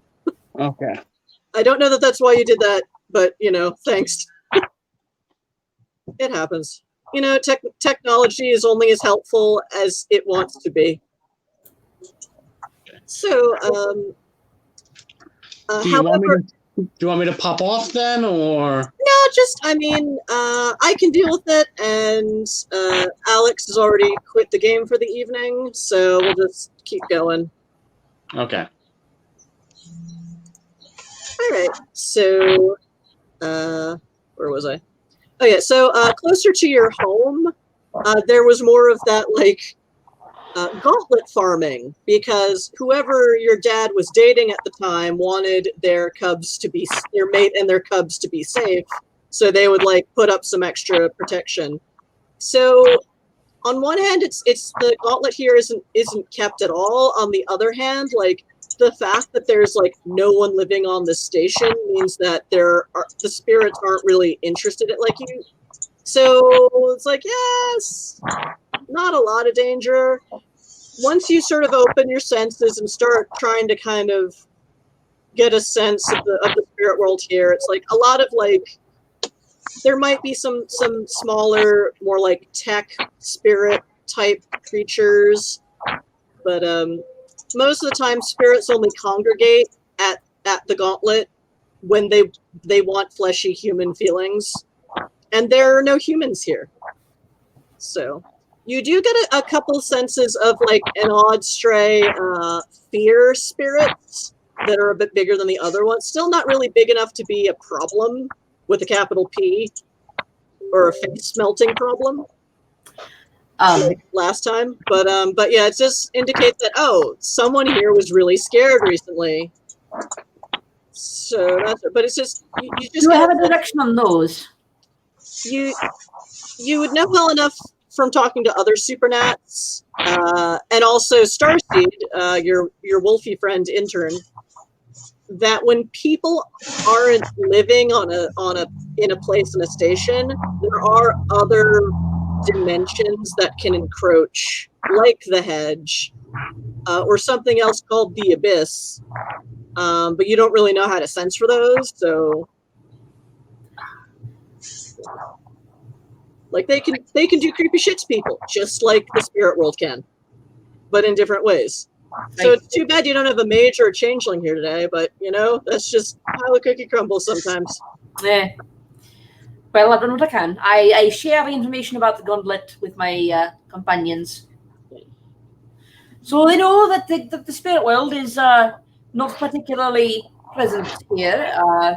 So there's no real spirits because there's no real people. Don't know any about the hedge or the mage's bullshit, but for the werewolfy bullshit, there's not very much here. I mean, you also know that a lot of werewolves are also turned to piracy and smuggling. Like, lots of supernats in general, because it's illegal to be supernatural in many parts of the galaxy now. You're breaking the law for one thing, you might as well break the law for the rest. So probably if there were spirit problems here, like there would be more shit set up by werewolf. But you don't see any runes or carvings or scratchings or Don't see many werewolves here. So you also don't see a frightened 40-something woman, or how old? I forget how old she is. You also don't see a frightened woman anywhere in the vicinity or hear one. So nuts. And with the suit, I can't smell anything except myself. No. Yeah. So this is the only real docking bay that we know of. We've had to come in through here, right? Most likely, yes. It's from what Dylan has said, it sounds like this is the only one they use. Because keeping it small keeps it off of the Marines' radar. So maybe there's a trail we can pick up here. Okay. I'll make a wits investigation check. Yep. And everyone else can also do that if they want. What are my dogs on that? I had to reboot my computer, so I don't have my sheet. Just that sensing for werewolfy dangers, there don't really seem to be any. But your party doesn't currently have a mage or a changeling, so there's no one to check for magey or changeling dangers. Okay. And basically vampires are danger, so it's like y'all's like, we don't deal with other dimensions. Who cares? It's sort of how vampires work. I don't know what dots I have. Again, I'm in the middle of rebooting my machine. Well, I have your character sheet, so wits so that you have 4 dots in between wits and investigation, plus a 9. Yeah. So that's a 13. So that is 2 successes. Who else rolled? I rolled. I did. Right. I got a 15. All right. I got a 14, but that was with the 10. So I do I re-roll that and like? Oh yeah. Roll a 10 over again. Cool. So that is a 5. So it'd be up to a 19. Okay. So that's 8, 11, 14. Okay, so y'all got 4 successes, and Dune, what did you roll again? I rolled a 15. 3. Okay, so Petruchio, you start kind of nosing around the area and kind of out of the the lights are only really on towards the outside of this docking bay because why they're not really hiding the shit here. It's really just to pick up. Like, the whole thing is one giant cubbyhole hiding place. So they really only have lights set up for the first, like, half of this docking bay. And it's very kind of gross and dusty, and no one cleans. You're like, but you do pick up on what you think might be like a footpath. Like someone was walking through the dust and the debris, and then you get a sense of, well, I don't have to breathe. There seems to be oxygen here. I don't need to breathe right now. You take your helmet off, and yeah, you can smell. You can smell blood, not like a ton of it, but like someone had blood on their clothes and was maybe walking or running this way, because you were a hunter. Kind of naturally, for blood. But aren't we all in suits? We can't smell anything. So once you kind of point it out, Dune, you can also see kind of more the footpath than the blood smell, because yeah, you have a helmet on. Petruchio does not need the helmet right now. Fair. So Petruchio's kind of looking around in the darkness and is like, so yeah, and V, you can follow the others. You also start seeing the path through the dust once it's been pointed out. And yeah, so it's going not towards. So there's like the big closing doors that lead to the space. You're basically in a really big airlock, like in Star Wars, how they do hangars, where they're right out against the edge of the ship. And then you just open the cargo bay doors and your ship goes out, except with no fancy, it's actually physical doors and not like a fancy invisible right. They have the doors in screen. Star Trek. If you watch the new Enterprise get launched, it launches out of doors. Yeah. And not force field. Force field. I'm forgetting all of my technobabble today. What is wrong with me? It's like this day is cursed for tech. Yeah, we're having a bad one. Yeah, it happens. Do we have anything in the way of like light sources? There are some. There's the equivalent of like a handheld big utility flashlight. A few of them on the ferret ship. So, and she's like, Dylan's like, yeah, that's fine. Just bring it back. They're not super expensive. It's just annoying to replace them. So, like, yeah, you're looking for a person. So, and Dylan is going to stay with your ship and not help you. That makes sense. She's not being paid for help. Well, to be fair, it is our only way off the station, so I'd rather it be safe as opposed to, unguarded, as it were. Okay.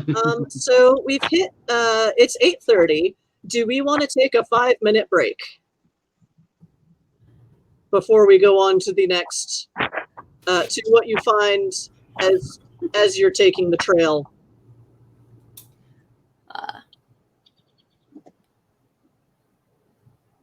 Because I could keep going, but I know other people who are not weird like me. I mean, I can keep going. Okay. I can keep going. All right. Okay. My computer's acting up, so I'm listening very well, but I am split focused, and I apologize. Mm-hmm. All right. So yeah, you follow the trail. So I'm actually gonna have to disconnect for a second. I apologize. I have a phone call. I have to make sure it's nothing important. okay. I'll be right back. So 5-minute break. Cool. So taking a moment to say hi to chat. Hello? Hello? And muting him because he didn't mute himself. Yeah, chat, how you doing? So we're having a 5-minute break. Oh, hi, Drakus, you're watching. Hi. I think I said that already. I'd like a large glass of cold blood let on the ice. Oh, you think they have ice at that bar? No.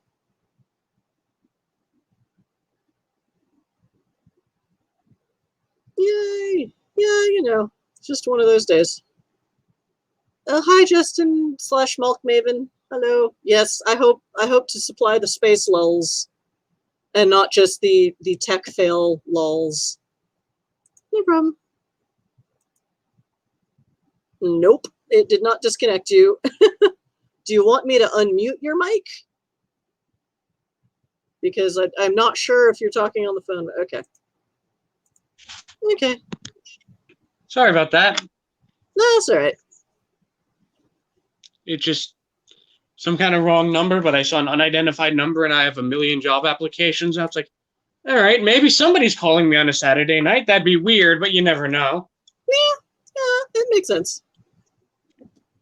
But yeah, so hi friends who are watching. On the upside, I was worried there would be more troll activity tonight because there's a lot of bad stuff happening, and some of it is leaching into Twitch land. So, but yay, it's all been nice and chill, and yay! Hi, Lithster.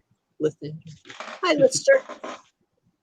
Yeah, and we're just taking a 5-minute break for stuff.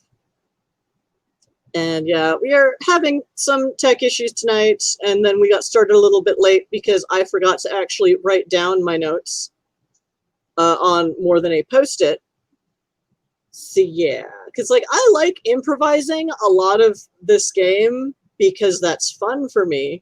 Because as a spoonie, I often have to plan large swaths of my life, and it's annoying. So having a fun thing to do that requires far less planning is really fun. But yeah, the panic mode. Yeah, it was a bit crazy today, but things happen. Yeah, just oof. But yeah, so hijinks in space, and in the space part of space.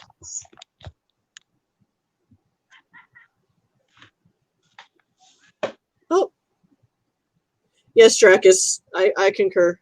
Yes, Dracus, Merc, and I think also Yoda now are all moderators. Because why not? We honestly haven't had that much need for moderation. We had a bit of a troll that first game, and I'm like, whatever. They weren't very good at their trolling. So luckily they weren't picking, they were apparently picking on me, but luckily none of our audience chat members, so, and I can deal with it. It's fine. Disable all the bots. I'm not even sure if I have any bots set up. I'm not sure if I can have bots yet. We are very, very new at this. We're probably gonna. Bots are usually things more for auto mod purposes, or like setting things up in the chat, like if you want commands and whatnot. But yeah, like here are all of our social media links, or here's where you can buy boosts for players, which I've seen on other streams, which I'm not planning to ever do here. Yeah, I didn't think we had bots. So I don't know how to do that. And sadly, with all my computer problems, if you'll bear with me for 1 second, I think I got the mic problem fixed. I'm gonna try to go back to my computer while we have this break. Is that all right? Sure, that's fine. All right, he'll be back in a sec. Yeah, I'm expecting we're a small enough operation as not to be noticed, like Cloud City, in theory. But yeah, so I'm hoping that I did manage to fix the thing that kept saying we were a podcast, because I thought I fixed that last week and I did not. So hopefully now this is labeled as an actual tabletop RPG. But yeah. Device is not okay.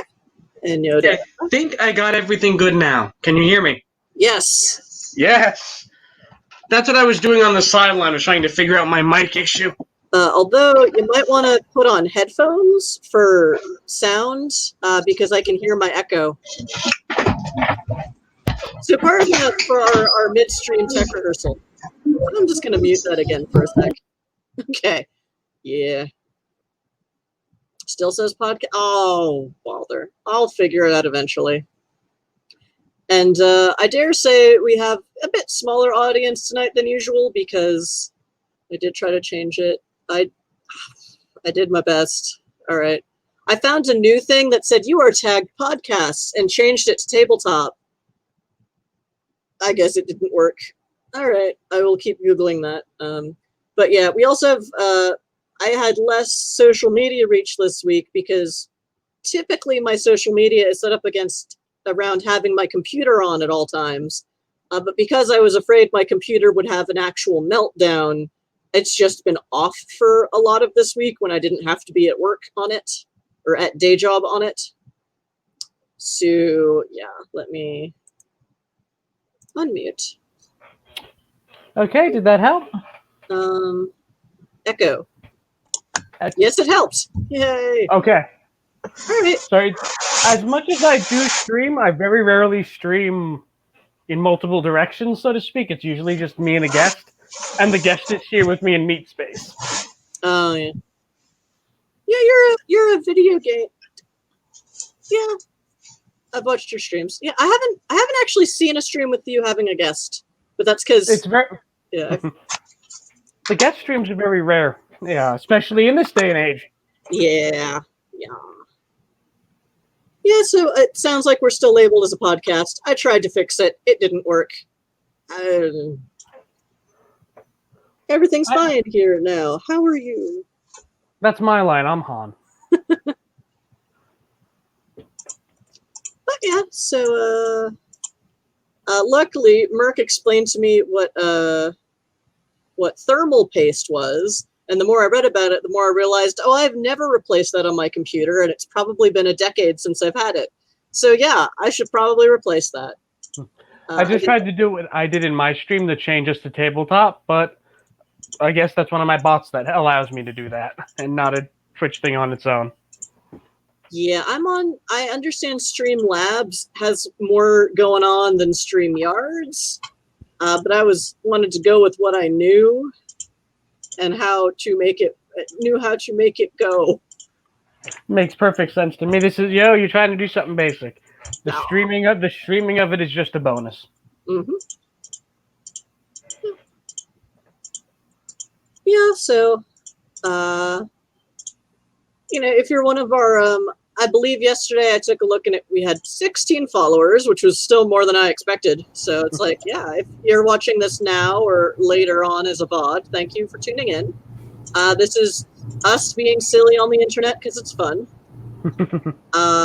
So there are bound to be tech problems because I'm not very good at tech. I definitely think I solved my end of it, thankfully. Okay, we'll see how this goes.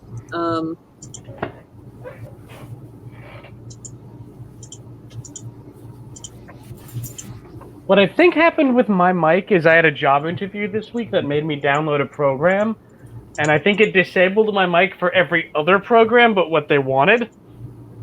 So I just noticed I must have been streaming without a mic all week. I thought I looked in on one of your.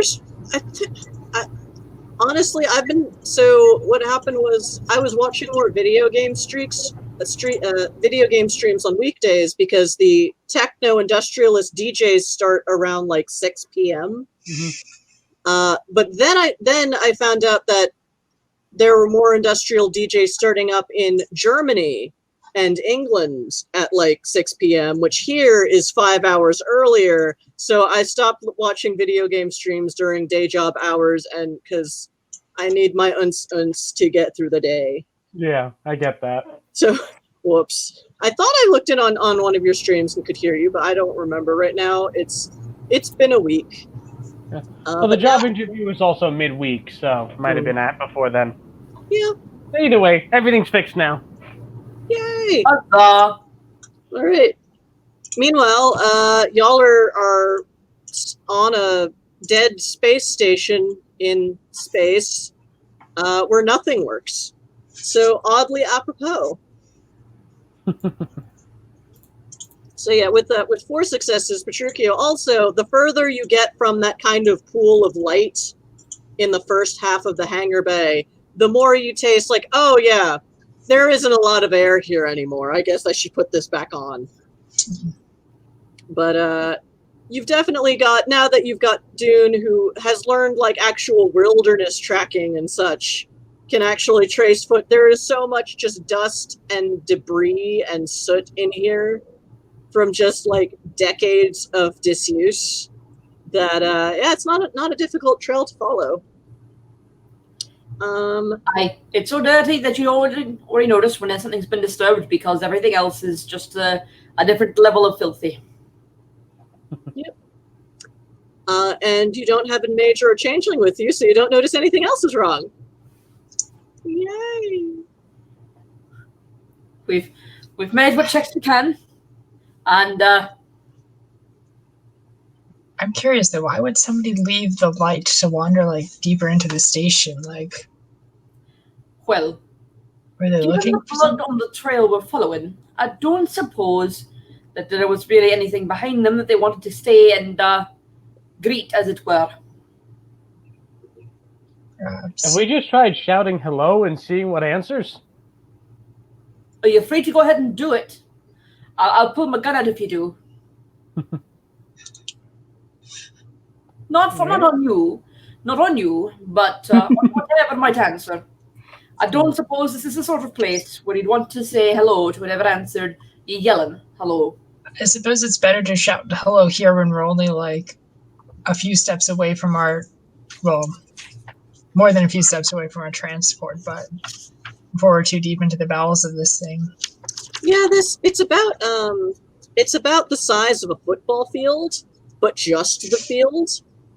So not a full stadium, but it's like this was clearly a place meant for, because you got 4 successes on your investigation roll. This is definitely a place meant for transporting lots of big cargo, which is on par for a big mining operation.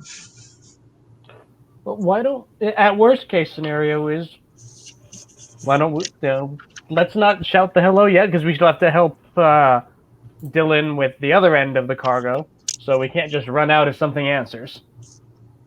Sure. Well, you've only just started looking, and you've got like a half hour. Half hour, 45 minutes. Just your helmets all have comm links in them if something weird happens. I decided to just continue kind of walking straight for a little bit. As a synth, do I have any, like how data works, do I have any more better scanning equipment, etc.? Forgive me, again, I don't know the setting that well. That's fine. I did write out your character sheet, your plugins a bit more, or I wrote in your plugins because I built your character sheet like 2 years ago. This is from the original game, and it was one of our NPCs. So, your plugins are all about like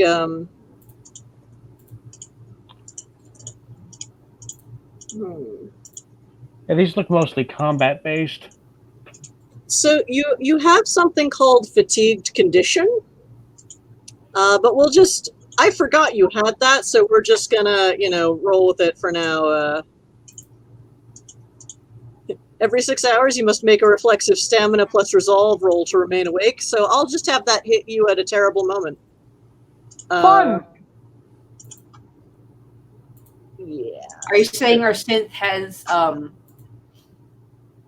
what's the one where you fall asleep at the drop of a hat? Yes. Otherwise, you have something called Rage Module Combat Enhancer and Subdermal Armor. So you're not really meant as a scout or a scanning soldier. You are meant to beat the shit out of things and people. And people's things. Things, yeah. You are very much a shock troop, and that's probably why you are fatigued, is because that shit burns you out even when you're not using it. You are basically designed to in a weird way to fight like a werewolf who go into rage mode But they're also, werewolves have their own shit going on. And a lot of shit it is. A lot of shit. So basically, you were designed to mimic the battle stamina of a werewolf, but be easier to control. I see. Lol. I guess I'm just gonna kind of walk as far as I can in towards the other end of the football field, so to speak, and just see if I see anything. Yeah. Are you gonna follow where Dune and Petruchio are going, or just go your own direction? Go a different direction. Okay. You're looking around, but really, like the dust is not. You can kind of get a sense of the trail they're following now, because the dust over on this side just doesn't seem to be disturbed at all. Like there's another one of those big double doors that, based on ship construction, based on the station construction, probably goes deeper into the station. However, that is clearly rusted shut. Okay. Or whatever the equivalent of rust, because there isn't a lot of oxygen, so it wouldn't be. But basically, it's so worn out, you're not sure that would open again. Okay. Petruchio and Dune, you are heading towards a small, person-sized door next to it that is slightly ajar. But Yoda, what you see is that, like, the dust out here is very like no one's even used this area for cargo containers. That's all like the first half of the football field. Okay. It really is like one of those the ship bays in the new Star Wars Star Destroyers. Like, it's big, but much clunkier, like Red Dwarf. My mind pictures what if the Millennium Falcon had one of those pod bays. Yeah, It's accurate. more like that. Legit. Or like Han's ship from the new Star Wars movies. That weird freighter thing he had. We used to have a bigger crew. Anyway, there's a jar door. I'm Anyway, here's a door. checking it out. I'd like to roll stealth. Okay. Are you There's both nothing alive rolling? here. We're okay. Okay, so we'll say doing it roll stealth. That's fine. You don't have to. It's up to you, Dune. I would, if there's anybody on the other side of the door, I would like for it not to, kill me immediately. So. Okay, so roll it. Roll them if you wanna. Roll them if you want them. Let's go stealth wits. I believe that would be Dex wits, or no, Dex stealth. Blah. Okay, so that's a 12 for 2 successes. Okay, you are kind of stealthy. Petruchio, just what do? You just open the door? Yeah, I'll open the door and, like, after you both, to be, like, courteous, and also because, like, I don't want to get, like, hit by, like, a facehugger or something.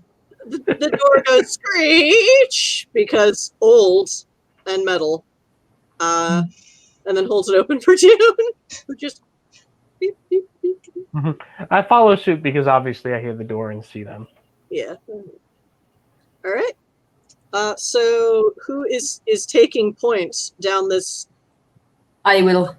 completely pitch dark corridor in The a light. dead space station with who has flashlights? I have a flashlight. Petruchio has a flashlight. So I didn't does know anyone he else had- have a flashlight? I don't think so. Where's the stuff section essentially? I'm being pretty fast and loose with the stuff section.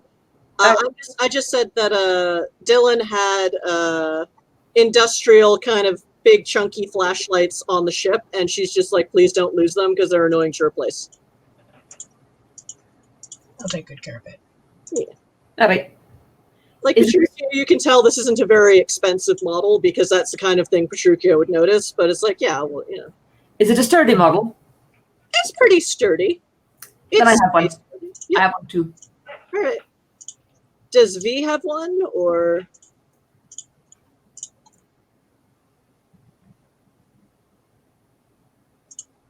I don't think so. all right? All right. So yeah, y'all. So all right. So who's taking points with their? I am. Okay, so you have a flashlight and you're in front. Who is second? Just I feel like I should be second since I don't have the flashlight. I can be between the two flashlight I'll watch people. the back. Sort of keep an eye out for anything that like harassments. Okay. Yep. Yeah, it is pitch dark in here. There are no windows, obviously no lights. It is eerie and still. And there are places where your footsteps and voices echo because it's metal. But then they're also in other places they're absorbed because it's dusty. And I guess Patricia, I'll give you this much because you rolled a lot of successes. Because 10 again is fun. Also, you're a vampire. Patricia, you were even though Dune is more focused on following the trail through the dust. But you're shining your flashlight around, checking out the back, and you definitely see plenty of blood stains and bullet holes along the walls. Like very old, like decades old, definitely circa Silent War. But like some shit went down here. And you have your helmet on so you can't smell it, but like, oh shit. But this would be older than what you smelled in the bay. So it's like, yeah, shit happened here. There are burn marks, scorches from lasers. There are dents, possibly from bodies, some smaller, so probably some form of artillery or ordnance or bullets. Fancy word for bullets. For, whoever still uses those in the future. Because, you really don't want to puncture the outside of your ship. So... Yeah. So, like, I'm not a detective. That does, as they say, suck. Yes. That horrible hissing sound. And yeah, it is... It's not just a ghost town. It's, there was a massacre here. Do you get any sense? Like, I know my character's like not a detective, but like, do I get any sense for like, is like the blood of the silence that they were shooting, or like, is there like weird, like who's doing the bleeding? Like, who got taken out? Well, so the silence, or the silent. Did you happen to read the background materials for the venue? So I read the background materials for Petruchio. Okay, then so the brief description of the Silent War. So several centuries ago, there was something called Red Plague, and it basically put even, I believe, mundane humans into like a kind of what vampires would call frenzy. To get it, like you'd go crazy and you basically become the Humanity Zero monster that the storyteller, the GM, takes away from you. And Firethorn has a similar effect, but is reversible or wears out after a while. So you still don't want to touch the Firethorn. But yeah, so Red Plague was pretty awful. And then some centuries later, what people think happened was that there was a new strain of Red Plague that they're called the Silent because no one living that you were aware of, or living or vampire, so to speak, living, knows what they looked like because they didn't show up on cameras. However, some strain of Red Plague would affect humans and supernaturals.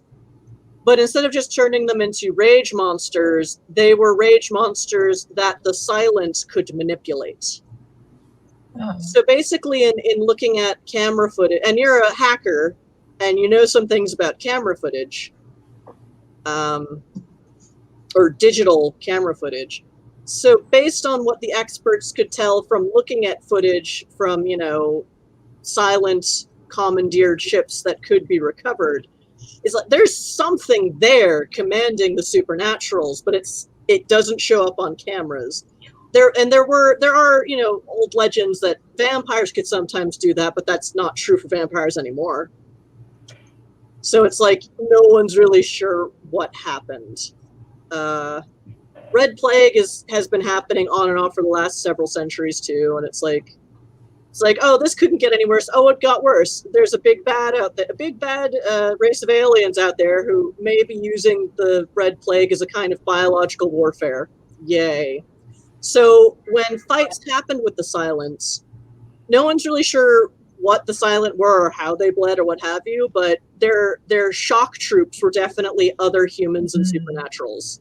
So regardless of who won this massacre, it was people like you and your party who were doing the bleeding, whether for the good guys or the Silents. So, yeah, which is part of why everyone was so very afraid of supernaturals after the Silent War, because even though Supernats helped win great victories against the Silents, because they're Supernats with magic powers in space. And mages in space are just like terrifying.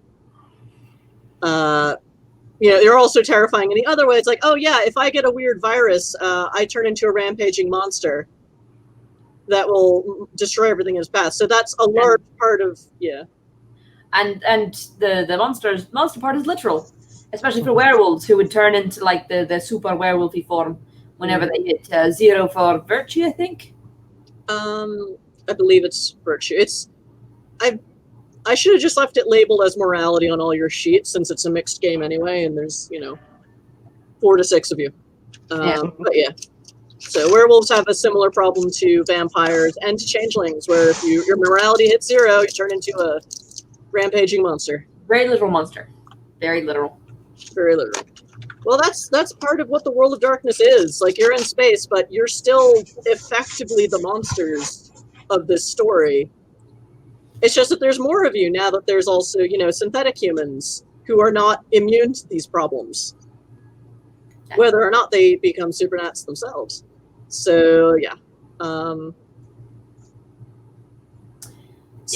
this is a battleground you're walking through. Any bones? 50 years. Yeah, there's probably some bones. Like, vampires turn to ash when they die. But, there are plenty of other supernaturals who don't do that. And changelings and werewolves decay, and mages decay at the same rate as normal humans. Yep. But yeah, supernaturals fighting for the Silent is a large part of what finally got them made illegal in the core. Because that's going to help so much to keep them from being used by the Silent. Yeah. Meanwhile, yeah, without the Supernats, the Silent would have won anyway. But it's like... Humans are trash! Yeah. I mean, werewolves are assholes. That's that. Well, the werewolves in Wolf Country are assholes. You've met ones that are less assholes when they are there from other areas. Mice and dogs for one. Anyway, so yeah, y'all are walking down this darkened, silent corridor of history. And yeah. Petruchio, I don't think your character, Dune's a bit of a bruiser, and V was manufactured for combat. So you're not really used to seeing this. I'm not going to make you roll humanity right now, but, you're kind of uncomfortable. Firearms 0, brawl 0. Yeah, if you're in combat, you're, at a ship's computer, far, far away from the actual fighting. But, yeah. You do not have a military background, so this is all kind of fucked up. Once you shine the light, it's like, wait, what the fuck happened? Oh, yeah! Silent War! That's why this was abandoned! Whoops. Yes. Tricky is uncomfy. And Doon's been in plenty of fights, but never one where the bodies were left where they lay. So Yeah. after most of Doon's fights, sure there are people getting dragged out, but they were getting dragged out. They were You kind of see more bodies like immediate as you'll get into the quarter. There are more like bones and bodies and skeletons and remains kind of behind where you're going. So like you're going forwards behind you because I guess they cleared them out of the docking bay before they started using it for smuggling. It's a bit creepy if you don't. Well, more creepy. Additional creepiness would be had if there were a bunch of skeletons staring at you from the ground, wondering why you're stepping over them every time you got to lift a box. Actually, no. I'm looking at my stuff. Okay, so at this point, like, y'all are definitely feeling the creepy. Petruchio, you have a -1 on your next few rolls because, like, whoops. I'll take it. Yeah. You're a little bit out of your elements. A little bit paler than usual. You're effectively the Partisan. Partisan stays in the van. For a reason. I don't know if you've watched Leverage, but it's fun. It's the closest we have to a Shadowrun TV series, but no magic. If you want it with magic, watch The Librarians. One of the actors is the same, and there is magic. On that count, Leverage is better than the Librarians is very slapdash version of Leverage. But same actor. No, it's not bad. It's not bad. No, it's very fun. But it's a different show. Anyway, that's not true, Dracus. I've also watched Leverage, surprisingly. If it's on streaming, if it's on a streaming service you already have, I recommend watching it. It is a fun heist show with lots of personalities, and it's fun. Meanwhile, I've been talking you through this creepy corridor for like a half hour now. Okay, game plot, it happens. So good. But yeah, you're all kind of feeling the creepy, even though Petruchio is the only one who's really noticed that there was a massacre. But yo, it's like, oh, this place feels unsettling. So everyone make new wits investigation rolls, please. Uh-oh. So you know how I told you I had to... You know why I just said I had to tell you if I rolled a 1? Uh-oh. I rolled a run. Okay. Guess who also rolled a 1? Oh, no! Oh, no! Merry Christmas. That's the 9. That's the one. Oh, fun. All right. Petruchio, what did you roll? With the -1, I got a 17. It was 10 plus 4 plus 3. You are the Partisan. Wait, did you roll 10 on a 10-sided die? Huh? I did. Then roll again. Or was that... I did. Okay. I got a 10, then I got a 4. Okay. I'm awake, I promise. You're the Partisan, and this is not Plan M so far. Because Partisan dies in Plan M. Why this isn't that. Okay.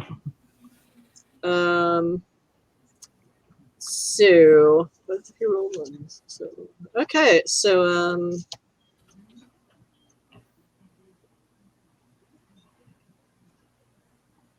so yeah, let's see, you're in spacesuits. So yeah, Yoda or V and Dune make Dex athletics rolls, or Dex. I'll allow Dex dodge. Or wait, is dodge actually? No, that's not skill. wrong one. Brawl's a skill. Yeah, so both of you roll Dex athletics because Petruchio sees it and y'all don't. Nope, shit. That one on the floor. 15 total. Okay. So 17 plus 3 is 20. Okay, so... Oh, God. That's actually 11, 14, 17, 20. Plus your base success for 5 successes. Okay, so good news. Petruchio, you still have a sense of where the path is that you're following, but you see the thorny vines enough to stop where you are and not walk into them. Dune and V, you walk into the thorny vines. Yay! Well, shit. Well, shit. Because you were just you're both fixated on the trail, but also, Dune, you're kind of out of your element. Because you can track things on land pretty easily, because, you grew up in the wolf country. I can't smell anything that's throwing me off. Yeah. I can smell myself. It's unnatural. And you don't have a changeling with you. So, thorny vines. Oh, no. But Petruchio, just like, I think maybe because you're old enough and have lived in Eden longer than anyone else, that thorn vine's bad. They're not even red as far as but you're just like, nope. I think any thorns encountered in this So I will say space station. This is Roll of Darkness in space. And there are things I haven't said because you don't have a changeling with you. Or a spellcaster. Or a spell. Well, mage more. I would argue that all the Supernats can effectively cast spells. It's just mages deal with a certain thing that is a problem in space. And things like the hedge work differently than the shadow. Or the seal. So, Petruchio, you managed to not take any damage because, you saw the thing and you stopped. And you're like, uh-oh. Which is probably the reason... Okay, so Dune and V, you only take mark down 2 levels of bashing because you do get out of the way of the thorns, but then you slam into walls. So, luckily, the thorns do not get you. But you did roll 1s, so take 2 bashing. So that's 2 out of health, or we didn't really go over how that. How about this? Mark off 2 mild conditions because my brain is still in fate mode, and it's kind of actually no, it's health boxes. So yeah, just write down 2 bashing on your character sheet, and I will keep track of it over here because it's different than in Fate. So...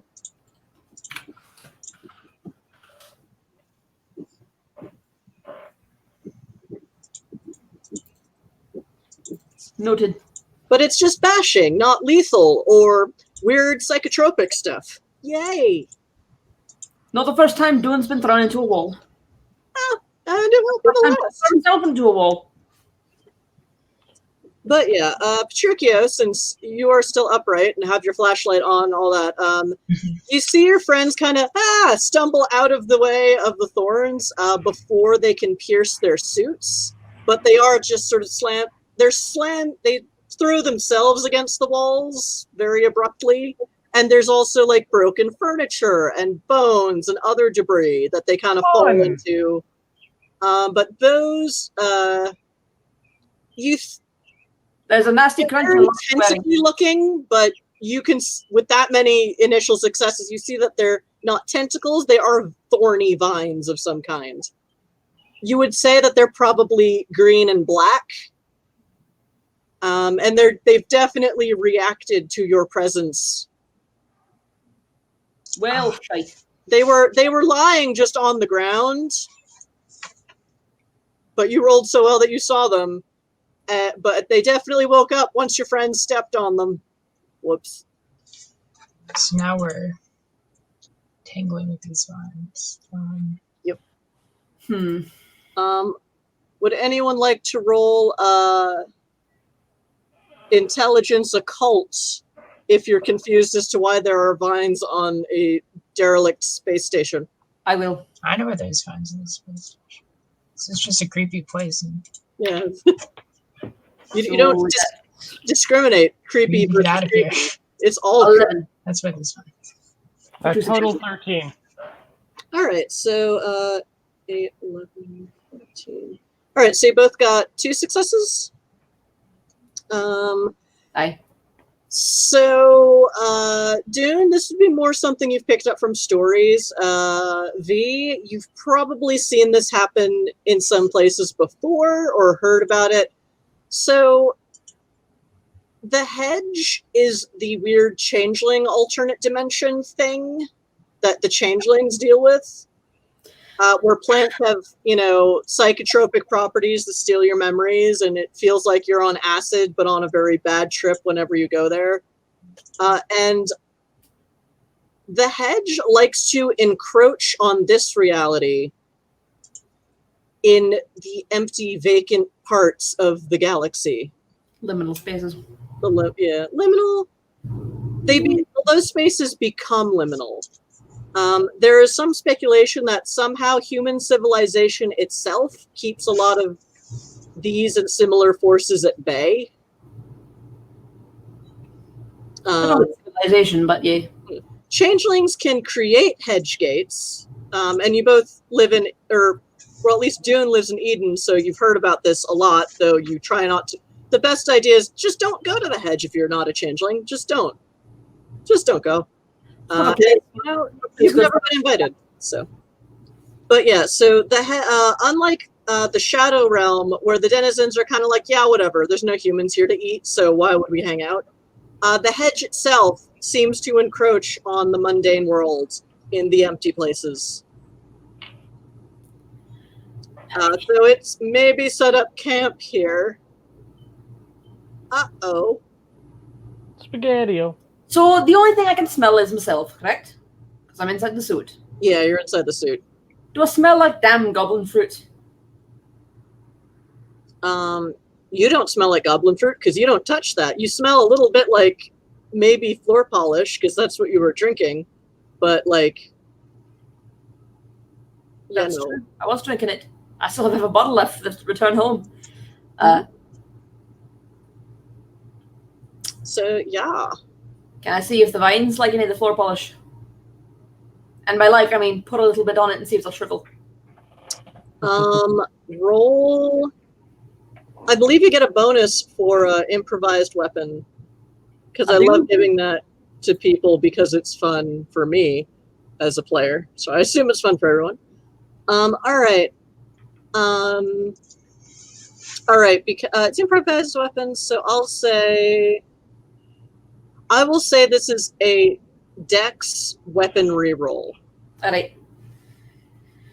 That's two. It's not really strength. It's really like just trying to get it on them while they're moving. That's more of a Dex thing.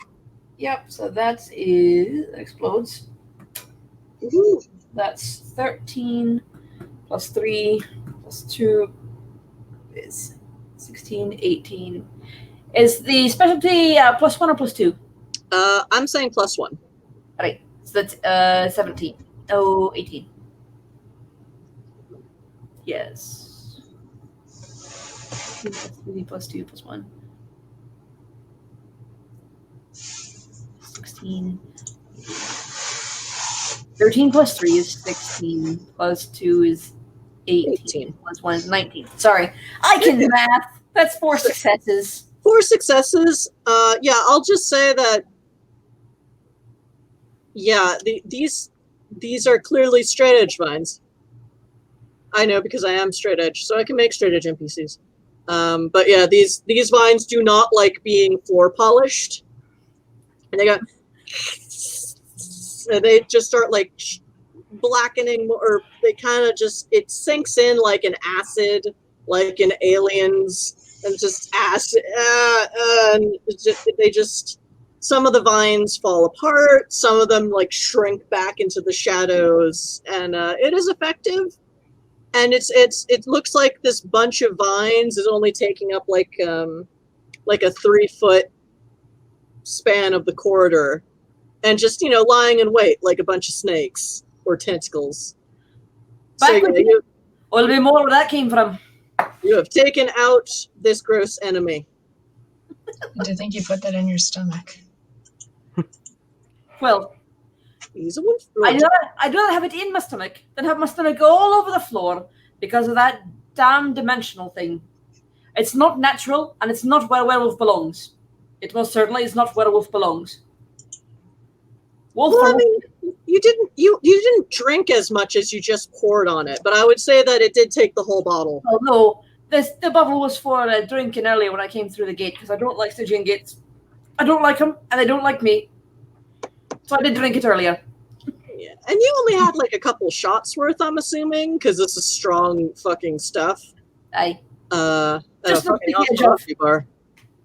So, yeah, it takes the whole bottle, but it is an effective weed killer. But you are now out of floor polish. The trip back's gonna be hell. Oh well. Aw. As soon as we get back, I'm getting another drink. Oh yes, there are a lot of bars near near all the shipyards for just that reason. All right, so yeah, the rest of you have completely kind of lost the trail at this point, but Petruchio hasn't. So, Petruchio, are you going to take the lead or just direct your comrades? Yeah, sure. I've had the most luck at not getting attacked by Fey nonsense. Venshu are awesome at self-preservation. We weren't attacked. We almost just walked into it because we're dense. Focused is the better word, I think. You also sense it's not, the gravity isn't off, but you definitely feel a bit, or I would say Petruchio notices this and the other two don't. Sorry, guys. Petruchio, you do notice that the gravity is a bit weaker here. So it's not like you're floating, but you feel a bit lighter and you're a bit bouncier as you're walking. And it's like, okay. Does that That's weird. mean anything for like the systems, or like are we going into like a part of the ship that's like farther from an anti-gravity field? Well, presumably, you're not sure. You got 4 successes, and you're a techie person. You're a space tech person, sort of. Computers are close enough. Probably the only anti-grav, based on the gizmos you saw set up in the bay where you came in, there were, air recyclers and anti-grav field generators. So yeah, the further away you get from those, the stranger, the lighter things might get out here. You're more of a computer hacker than an engineer, but you'd expect like, yeah, it's probably going to get a bit floaty out here, maybe. As you continue creeping along. Being a So, little more careful this time now that we know the hedge is alive and well in this area. okay. So, all right, so Petruchio, do you continue on since you're the only one who can still see the trail? Yeah. Okay. All right, you continue for another maybe 10 minutes of darkness and blood and destruction and awfulness. The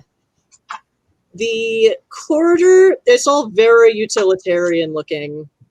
Like this was meant to be a place where, possibly not free humans were forced to do mining and not anything else. What are they mining? It's a space station in the middle of nowhere. There is an asteroid belt. Okay. They just brought in asteroids and broke them apart. Yeah. Ah. So you're going. It was about 10 minutes before you hit the thorny hedge stuff. It's about another 10 minutes of walking when the trail goes into like another open doorway that's wider than the one you entered in the corridor. And it looks a lot like really like a cafeteria. And yeah.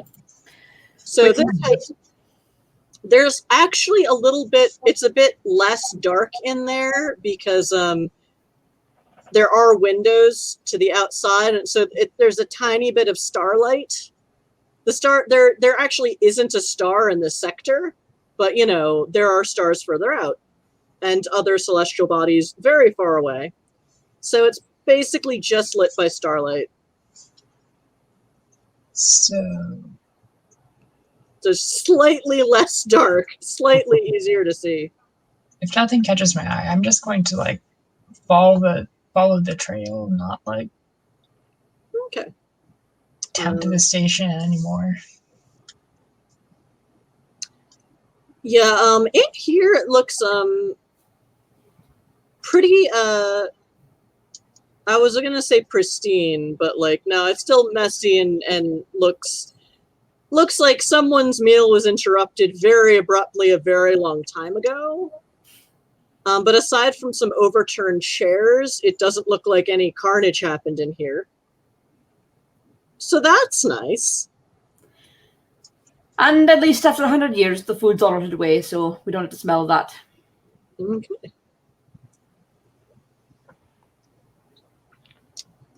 So I have a thought before we move on. I asked to borrow one of the flashlights since I don't have one of my own. I just kind of look at the food, figuring if there's somebody living in here or we're trying to find, they would have had to have come in here to try to find something to eat at some point. I would say I would allow you to make another wits investigation roll for that. Okay. Or wits survival, I would allow.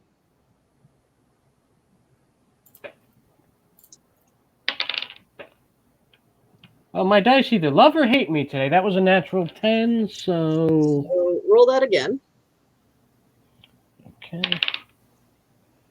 And a 5. So Okay, then so 15 plus dots. you Your said that survival is much higher than your investigation, so you can use that if you want. my survival is 4, so that's 19, which is another 3, so 22 total. Okay, so that's 5 successes. So you know, you've had rough times in space, and you know you were a soldier, so yeah, you do kind of think like I'm, you know, scrounge basically. Mm-hmm. Out here, there really isn't any recent food, but what you do notice is a lot of wrappers. So it looks like what these people were subsisting on was mostly vacuum sealed ration bars. That is not uncommon in definitely not uncommon in the military. And when you know whoever is using said military wants them to be cheap and or free. So it's basically the space equivalent of hardtack. It's the cheap basic awful stuff that doesn't really have a taste or a texture, but it will, you know, keep them alive and able to work. It's no fit food for any living being, really. Yeah, basically. It'll keep you alive. Wish it wouldn't. So there's definitely gonna be, like, if you find a stash of military grade ration bars, or well, just ration bars. It's not strictly military grade. It's really just the one thing that that military or megacorp will happily serve to its minions if it makes things cheaper. And we lost him. Anyway, yep, there you are. You timed out for a sec. So yeah, so you probably find at least a couple unopened bars, and based on what they are probably still edible. No, actually, these have like a shelf life of 2 centuries. These are definitely still edible. Like as much as we ever would begin with. Space hardtack. So does it look like someone has been looking for them in this area recently? Like, is their dust disturbed? Yeah, you definitely now you can again see the dust disturbance going, you know, behind what Petruchio was already seeing was going kind of, so there's like, it's not like a cafeteria line because there's no actual food, but there is like a counter with like a back area where there are boxes and boxes of probably more ration bars. And you definitely see the line going that way, or the trail going in there. Okay. And it does look like a few of those boxes have been knocked down, opened. Although you dare say that it wasn't so much someone looking for food, but someone looking for something, because those boxes hit the ground like someone was shoving them out of the way and then noticed that the food came out. Ah. So, Okay. like, surprise pinata. And it definitely looks like someone picked some of those up. One of the shittiest pinatas you'll ever find if it just gives you ration bars. Yeah, yeah. Corporate pinata. Megacorp pinata, definitely. So, yeah.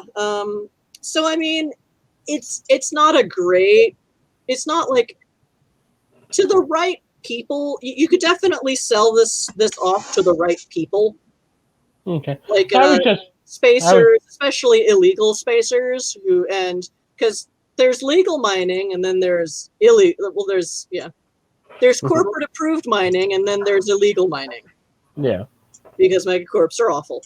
So there are plenty of like deep space and also like independent explorers doing their own thing. So you could probably sell this off to someone for the right price, or for an okay sum. Like, it's not.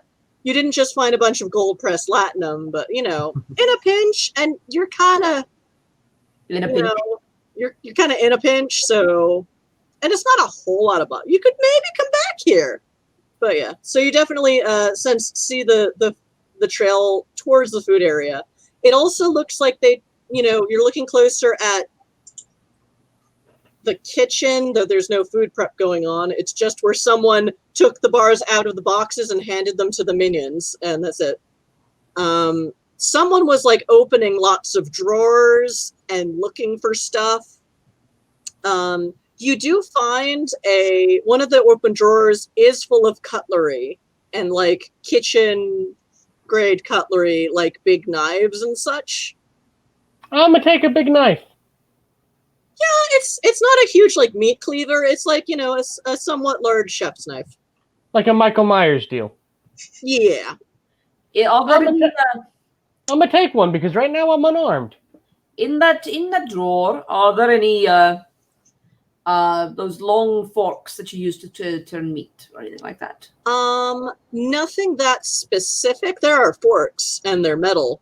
But really it's mostly just like knives and like those non-stick spatulas. Thinking about my kitchen. It's like not super well equipped. Then no. It looks like to V, it looks like in a pinch this could be used as a real kitchen. Like there are sinks and there seems to be like really old ovens and stuff. But no one really did any real cooking here because no one was going to pay for people to eat real food here. Yeah. Be too expensive to ship it in, and too expensive to have somebody to prepare it, as it were. Yeah. But I at least take the knife so I have a weapon on me. You've seen this in other stations where it's like, you start your mining colony, you start with the cheapest stuff possible, and then maybe someday we can afford real food. Mm-hmm. But they clearly didn't get that far. No. I'll take nothing then, and I'll set my flashlight back, please, and thank you. Yep. Okay. Oh, cut off down the trail. Does the trail continue? Yeah, there's another kind of small door out the back of the kitchen. And yeah, I'd say you still have the trail.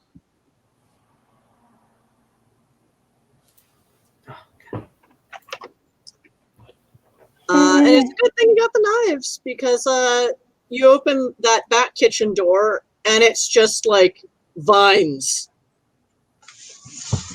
Like, suppose, from what you can guess from your last rolls, like, this is in the same corridor. This is in from the corridor and then back out into the same corridor. But further down, you just missed running into an actual just thicket of jungle vines. And that's where Those Corey changelings need to keep their Dungeon damn... crawl in space! Whee! Those damn changelings need to keep hold of their damn pets.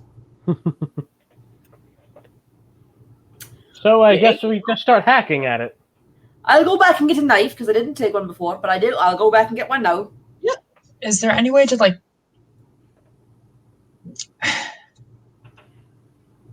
I don't know. Is there any way to like turn the gas on in the oven? They don't really use gas anymore. Okay.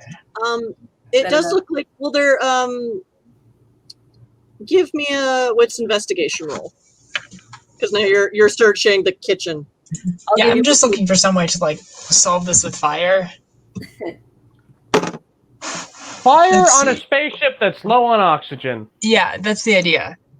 7 plus 1 plus 3 is going to be an 11. I got That's 15. 2 successes. That's enough. So yeah, they wouldn't have the ovens running on gas here because that's another thing they would have to import. It does run on electricity. Can't very And well electrocute like, mines, can you? everything else, that electricity is run through a network of computers. So they are here. There are computers here. Mhm. If you could rig something. Which with 2 successes, you can't quite figure out how to do that. But you remember, hacker skill, hacksaws. Yeah, I don't know how good like running electricity through the ovens would be, but getting into like the computer systems for this place, like, I don't know. Well, Even if definitely. it's just like accessing files, finding a map. If we could get control of the security cameras, we might be able to find out where our dude is. I don't know where we'd find. Well, you are carrying an electric flashlight. So with another roll, you might be able to jury rig something. I'm using my flashlight. To at least activate a very small localized area of the system. And all this shit's networked together. Can I roll wits occult to know what exactly things from the hedge don't like? Like vampires don't need oxygen, but do these vines need oxygen? Or is there something else they don't like besides floor polish, which I'm out of, sadly? Sure. What's occult? It's a 10 that explodes. 6, 16 for 22 and 5 successes. Okay, I feel bad saying this to you on 5 successes, so I'll give you something extra. So generally, the best way to deal with regular hedge vines is just to burn them. But you're on a ship with no oxygen, so Combustion fire not may really an not work. oxygen. Not really an option. Yeah, like you could try it. Like there's still some, but it may not work that well, and that's There's oxygen in our spacesuits, right? yeah. You've got And I like don't need oxygen. yeah, you've got like built-in like rebreathers, in your suits. But yeah, you don't actually need oxygen. This is more just so you can talk, like you said. I mean, Can do I have like an oxygen tank in my suit? It's not so much a tank. It's more I'm gonna say because space sci-fi does not have to make any sense. It's turning the carbon dioxide back into oxygen. Can I search to see if there's any cleaning equipment in the kitchen? Like, for example, floor polish.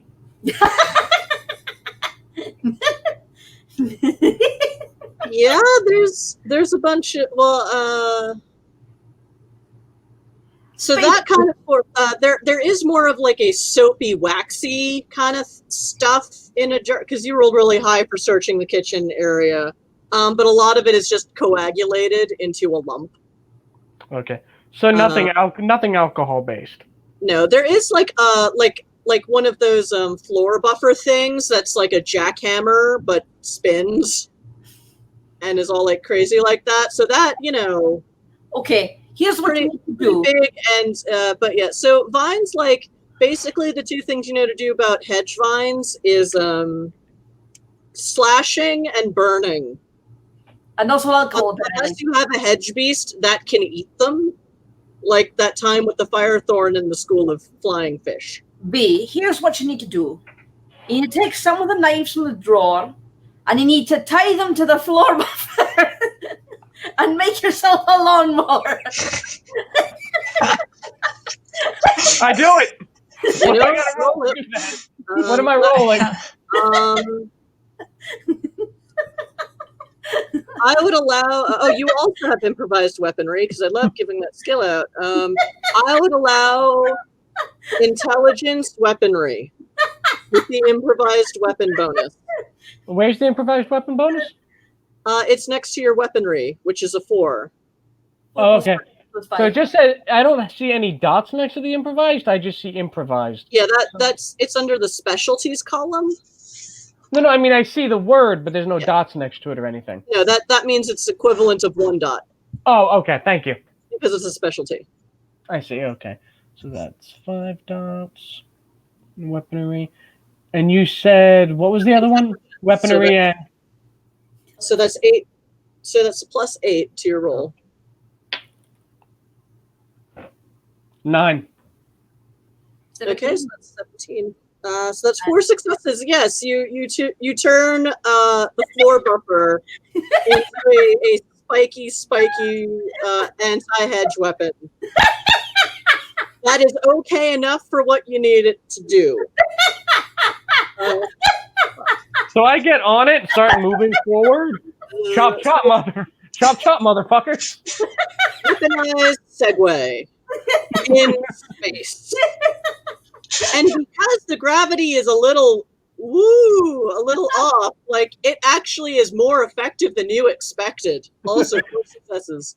Because it's lifting up a little bit off, you lean back and the floor buffer kind of lifts off but it's still going, and it's like, okay.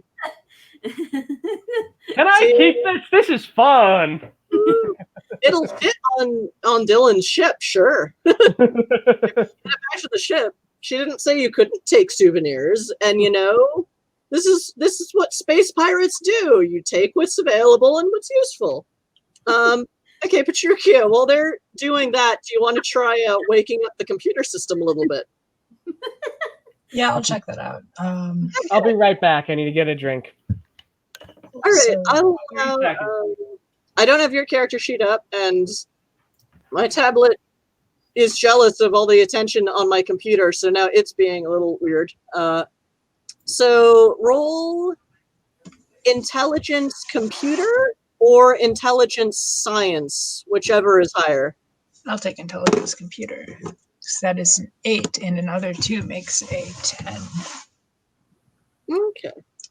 So that's 1 success. So, you've got the space equivalent of an iPhone, or a nice cell phone, and jailbreaked, so not monitored by Starnet. Yay. You pretty much can use that and the battery from your flashlight to at least get enough into this crappy, these systems, the food is cheap, the accommodations are cheap, the security system, the computer system is also shit cheap. So it doesn't take much for you to just break into their security system and get control of get some of the cameras in the area going. Okay. Oh, it's already 9:45. Okay. Dungeon Crawl's about to get a lot shorter, folks. But I was having fun. Okay, so yeah, you can just, oh fuck this. Right, even with just 1 success, you have broken into the security system and can at least get control of the cameras, at least within your air. Basically, you can go a little bit further than where you're from, but yeah. And the ship is still waiting for you. Yay. But yeah, and this shouldn't be so much power that it alerts anyone that there's anyone on the station. Maybe if the EF were flying in but why would they? There's nothing happening. So yeah, it doesn't take you long to and a lot of the cameras have a motion sensor that you can turn on, and then just wait for someone to move so you can see them, and someone moves. and you see, you kind of get a sense that a bit further down that corridor is basically a person, kind of an alive person, huddled up in what looks like a bathroom with a locking door on it, based on like, okay, what's the camera outside? Okay, that's so they basically found a small tight area and are just like shivering in it, and you see they're holding 2 kitchen knives just like this on the floor.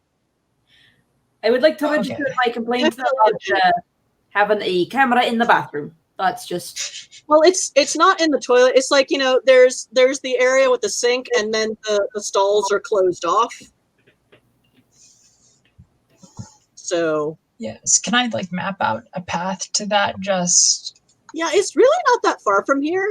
It also looks like there's another nest of vines like after that, which might be why they stopped. But then how did they get through these vines? You're not sure. Anyway, but Well, we've got our lawnmower.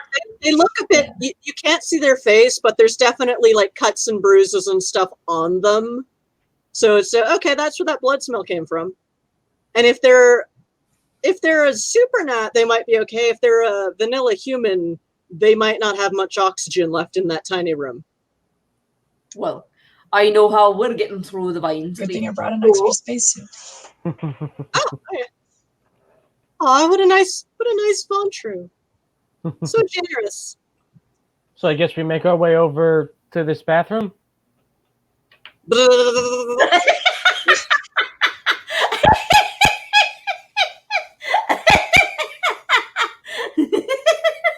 Zambonis in.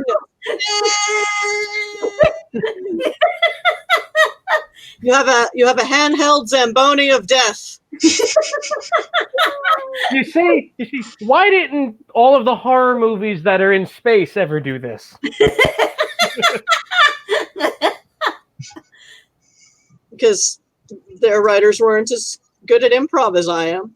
And also, this game is largely improvised because I like doing that, and that's how things like this happen. This definitely is going into my Discord server. The Zamboni in space story. Then After this stream is over, I'm typing it up. the night symbol, more importantly. All right. They're all missing out. Thank you, Dracus. Everyone should be pulling this sort of bullshit in space. Yes, Dracus, they should. That's what this venue was designed for. I don't know. What have you got? Tell me what you want to do, and I will figure out what you have to roll. And then sometimes you'll roll a 10, and it'll okay. So yeah, so Churkio, you are now in your comfort zone again, with a computer system that is shit, but you have control over it. So that's awesome, because you're a Ventrue, and that makes you feel nice. Having control of the computers. Both. The control is a Ventrue and Invictus thing. You like being in control. It makes you feel nice. So yeah, so you can pretty much clear a path with your Zamboni of death. Space weed whacker. And you attack the vines with Space Weed Whacker. It is very effective. And yeah, you can make a path to this door, and it's the vines of Petruchio, from what you can tell, like these vines must not have been as grown in before the person got into the bathroom, because otherwise they wouldn't have made it through. So it's like, oh dear, hedge stuff. What the fuck? But yeah, so you guys clear a path to the bathroom. And this is, this door, it's 9:55. This door is not locked because that person is running out of oxygen and maybe wasn't thinking straight. And yep. So it is y'all and Petruchio. You can basically keep track of this on your phone if you want to go with them. So Okay, there is yeah, a door. I imagine I'm with them. There is a door, and without any kind of magical sense magical or genetically enhanced senses, you can hear someone is crying behind the door. So, what do you do? I knock loudly and politely. It's the crave or carve. It's carve. I'll just like stick that around. Oh, this is the right way eventually. Anyway, it's the carve tourism industry, Mum. We've come to find you. You hear like a wavering. You got my email? Aye, that we did. Okay. And it's like you hear someone kind of get up and the door creaks open painfully, like almost as like squeaky and metal grindy, almost as bad sound as the bat spirit. Like slightly, like, gently. Roll to open door. No, I'm not going to make you do that. Yeah, and so there's like this woman looks oddly familiar. You can't quite put your finger on it, but she's very neatly dressed. She's wearing like office casual clothes, but like she's got a black eye and bruises and some cuts. Despite the fact that she's still holding the two knives like this, because she clearly doesn't know how to use knives. Clearly, we know how to use knives really well. The Zamboni. These wounds were not self-inflicted, and she's just like, we've taken care of the vines for now, Mum. So if you'll take my hand, we'll get you out of here immediately. And she looks at your hands, and then she looks at her knives, and she's like, "And I just follow you because I." Tell you what I'll do, and then I pick her up. Still here? I pick it up, like. Oh, she's like. Just kind of set her on my shoulder and hold her like this. So she's okay. She seems okay enough with it. She's like, okay. It lets her hold on to the knives and it lets us move quickly back where we came from. Petruchio, you're a vampire. You know what oxygen deprivation looks like in vanilla humans, and that's what's happening. Yeah, before we get moving, I think we should do a bit of a switcheroo since I can survive without my spacesuit. Yeah. Probably can't. No roll for that. Because if you don't know how to use a spacesuit in this game, even a basic, boring, cheap model, like you're dead. So, well, I mean, except vampires, but yeah, you could you easily put the suit on her. And after a few minutes of walking, and some of the vines have started growing back in, and are like, yeah, but you have a Zamboni, and yes, weed whacker. You have the eye Zamboni, the eye beanie. Yep, and Petruchio, looking flipping through your phone at the other cameras, like these vines are growing in even more thickly now that you're here, and like there's definitely some fucked up, like, ooh, people are here, chomp. So we make it back. And Dune, you remember, fear spirits. Okay. Those seem a bit more awake than the other ones. I figured they were feeding off the woman, honestly, which is why I asked if I knew which direction the fear spirits were. But once we're gone, there shouldn't be anything for them left for them to feed on. So okay, and her Petruchio vampire stuff. You also notice that her breathing gets kind of as she's got a few minutes, so it's about 20 minutes back. So yeah, you're within your time limit for getting the ship back out. Her breathing kind of slows down, and her heart rate goes down as she's getting more oxygen now because of the rebreather. And she's just so she stops crying. She's a bit calmer. She's still a little freaked out, but she's walking with you. And yeah. So I didn't know my email, like there's not a lot of like stuff I didn't even know there were people in this sector, like I think, Mom, it would be best for your health if you forgot that fact, if you think about it. Not the sort of people who like to advertise that they're here, Okay. Yeah, I had heard things about your company because I'm a travel agent in Illyria. So they've started shipping in a new model of supernatural detector, and it started going off for me, and I had to leave really quickly, and I couldn't really be picky about how I got out. And Well- then the smuggler ship I was on got taken out by another smuggler ship. And somehow how the cookie crumbles. Yeah, and they got here for something, and then I ran away, and they didn't follow me. But yeah, it was. It looks like the hedge is taking over the station, so I would not be back if I had any choice about it. But yeah, yeah. So thanks for coming out to get me. I wasn't sure if the stories I'd heard were true, because I hear I'm professional of talking to people and having them talk to me. So, if I mean, I could.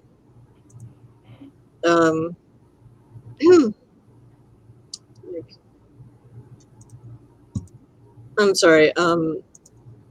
I don't have a resume with a pseudonym in it because the name I gave you was fake. But That country figured you wouldn't be the first. back home I go by Fen McKenzie. I don't suppose you'd know a Fenn Priestley. No, I don't think so. Fair enough. Don't I'd ask. No reason. Okay. But yeah, yeah,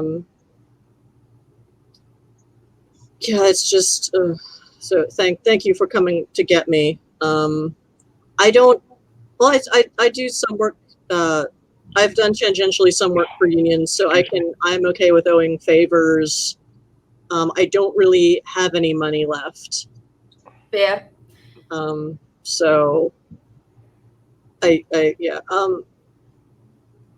Oh, and she, like, as you guys get to the door to the hangar bay, she's just stops and she's like, are the pirates still in there? Well, your pirate's not there anymore. We did come on a pirate because the pirates are the only ones who come to this station. But we've paid it off. Just need to put some stuff back on the ship and we'll be off. Okay. Okay. Okay. And she kind of just gently, like, puts the knives down before walking into the hangar bay, but she's still, like, alert and yeah. So yeah, and you make it back to, Dylan's kind of taking your watch, like, okay, just under time. Oh, good, you found your package. Dylan, you should know the interior of the station is being taken over by the hedge. It's unsafe to go in there anymore. And I'd recommend you get a changeling in and ward this section. I'm not sure if changelings work that way, but I've got one on my crew usually, so I'll once they're out, Right. Hi, yeah, she's. Werewolves can put down signs against the gauntlet, but can't do nothing against the hedge. It's only changelings what can affect that. So that's what's encroaching. That's what you've got to try and deal with. So, Well, I mean, to deal something with. From what I understand, the only way to deal with it completely is actually have people live here, and that's not an idea. That's not a good idea. No. But just so you know. Also, when we were heading back, I just wanted to say I grabbed the boxes of rations to sell to make up my get my ship unimpounded to sell them. All right, it's a lot of boxes. Well, you're also like a heavily souped up synthetic human, so I will say you can't carry all the boxes and use the death Zamboni at the same time. I'll carry some for you. As long as you keep the Zamboni. All right. So and I'll give Dune whatever's left from paying off my tolls. This between what you're getting from yeah, okay. So I think after this adventure you can work that out and hopefully get your ship unlocked by the time you get back to Eden. So yeah, so I'm not gonna. It's 10:06, so I won't make you roll. Yes, you all get the new boxes loaded back onto the ship bound for Eden. Do any of you take any closer look at these boxes? I'll take a sniff after I take my suit off, just because I'm tired of wearing the suit, and it's good to have the smell again. Okay. Wits investigation. Yeah, take a look at the boxes and make sure they are safe. 12 for 2 successes. Okay, you got 2 successes.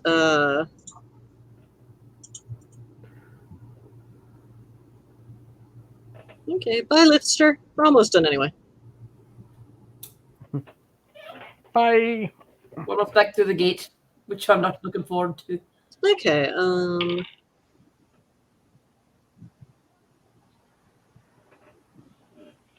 Nine. Had a brain fart. What was I rolling again? wits investigation.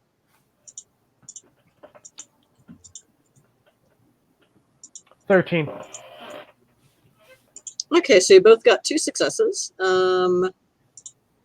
So Dune, what you smell are like it smells like plastic and metal and wires and like very, very techy stuff because you're not opening them. However, V, because of your background, you know they sound like computer parts and probably not a big deal. But you do notice one of the serial codes on them, and the style, and not so much more the style than the brand, because the military doesn't really need branding. Yeah. Or the EF doesn't need branding. So you suspect these could be computer stuff. They could also be weapons or weapon parts.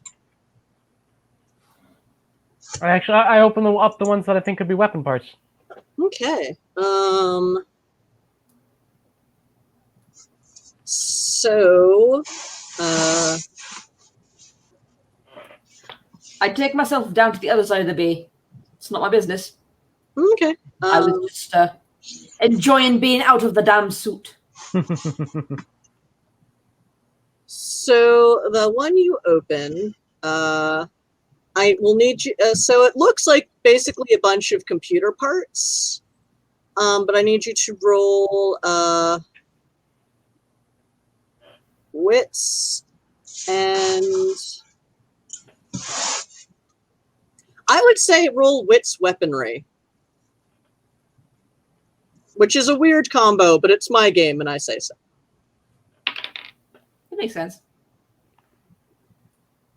He's like, it's crafts. It's 16. Except for that one failure, my dice have been very nice to me tonight.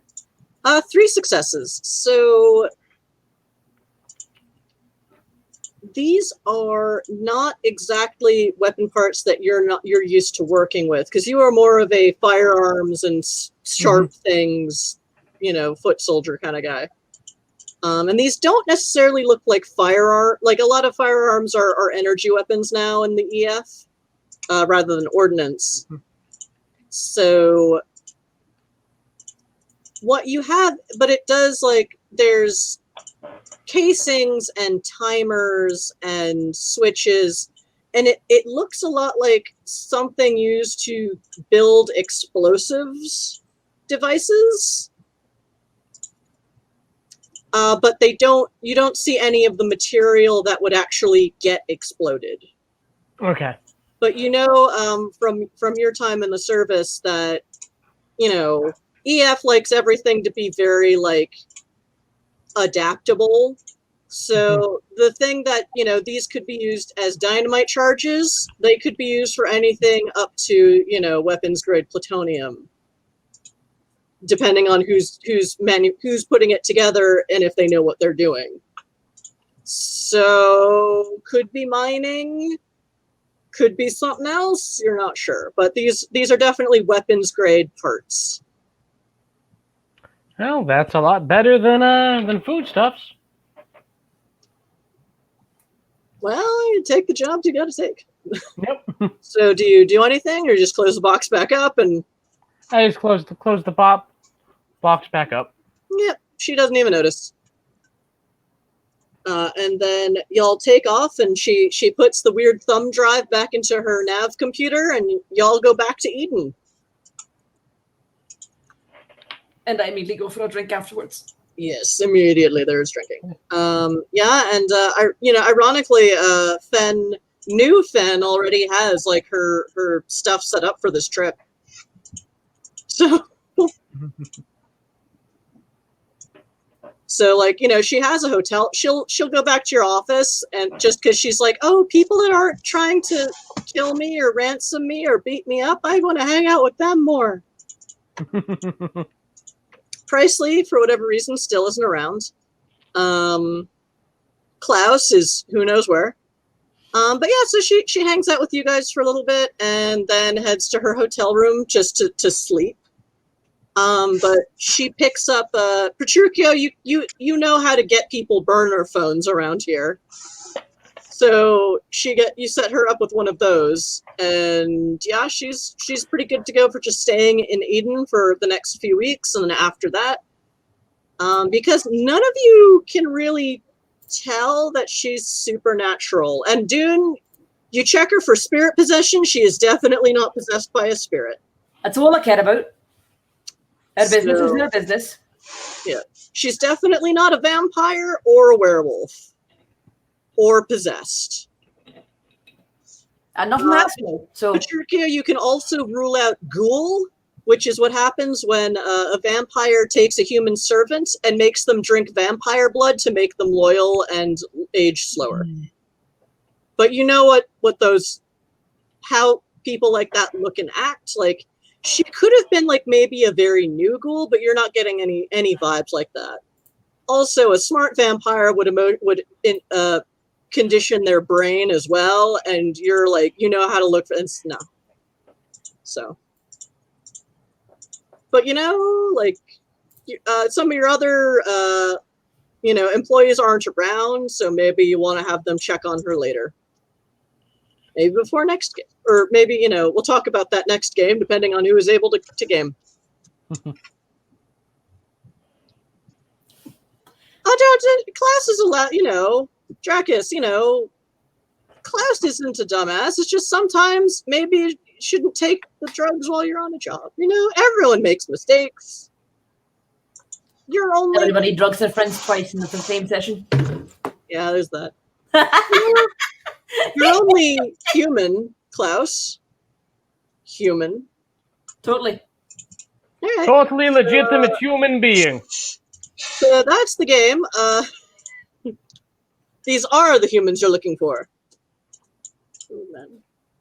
So yeah, does anyone have any questions before we conclude for the evening? No, I don't think so. Okay. All right, chat. Not sure who's left, but thank you for watching. If you're watching this on VOD, thank you also for watching, because it's very nice of you. This will be up for 2 weeks. I have started backing up. Yes, 'twas fun. Good night. Good night. I have started backing these up on YouTube, but I don't really have a YouTube channel set up properly. So we'll see. Like, if you know this is sufficient interest and audience, maybe I will set up a YouTube channel. I don't know. We'll see how that goes. But I am backing these up, so just, we have them. And rest assured, if I do start posting on YouTube, I'm going to double check with everyone who was in them and double check, like, hey, are you okay with being on YouTube? Also, before we completely cut off, Yep. There is one bit of Twitch courtesy that yes. I'm not used to having streamers on, so yeah, if anyone has anything they'd like to promote, my players, please do so. Starting with Yoda, because you might be the only one. Actually, that really wasn't where I was going, but I'll take it. I stream mostly retro video games on my channel. I'm at Vampiric Yoda. My name is right here.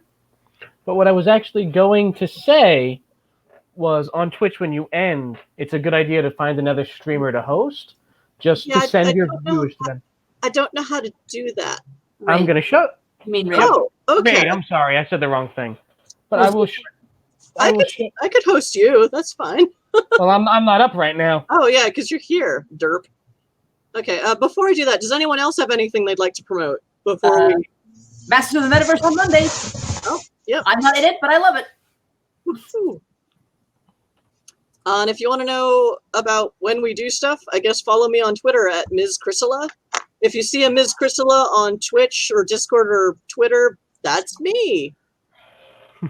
You use raid, said user. Okay. Masters of the Metaverse is on Mondays on the Zombie Orpheus Twitch channel. Which is how me, Merc, and Drakus met, more or less. Okay. Woohoo! So, all right. So do I do not have Twitch open. So I should, or are you? I gave you mod status. Did you actually do that? I can do that. I think. I don't think. I think the streamer himself has to do the raid, but I'm not positive. All right. Well, let's do some more tech testing live on the internet. But now that how's my temperature doing? Oh my God, you're still in the 60s. Such a good compy. Okay. Good So I'm gonna try. you. I'm gonna try. If this works, it'll just send us right to the channel after 10 seconds. Is that all right? I'm gonna raid one of my friends who's trying to raise some money for her school stuff. Is that all right?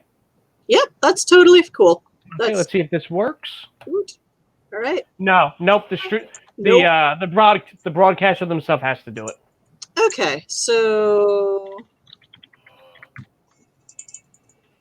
where do I just Type in the chat. type that command into the chat? All right, then I will open that because I didn't have it. And that's also how you get more people into your channel too. Okay. All right. So, and someone kindly put it in. Where are we? Yay! I can open Twitch and I can open more than one window at a tab at a time while I use my webcam and my computer doesn't load. Hashtag raid said user. Okay, so just slash. the slash. Yeah. Okay. What's their username? The Garden Storm, all one word. Garden. Garden. Okay, so chat, thank you for watching, and go have fun rating someone else's stream. Yeah, I've always wanted to try this. All right, good night. See you next week. All right. Invalid username. Nope. We're still here. It should be all one word. Let me pop it in here for you. Yeah, this is why I run the games. Maybe if we someday we'll have more people and I will get someone else to do all the tech. That is not me. You're not doing bad. You're still learning how this goes. You're doing fine. Oh, Garden Storm. Okay. Oh, did you put the Garden Store? Yeah. That's I did do gardening today, so that's gonna happen. Derp.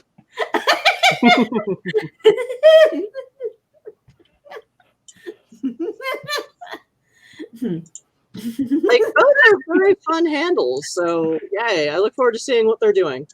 I think they're doing Minecraft right now. We'll find out. Good night. Good night, fish fans. I don't know. See you next week. Bloop, bloop. Bloop, bloop. 9, 8, 7. Okay, there's a countdown, right? Yep. Yeah, we're going with 3 raiders. Raid now.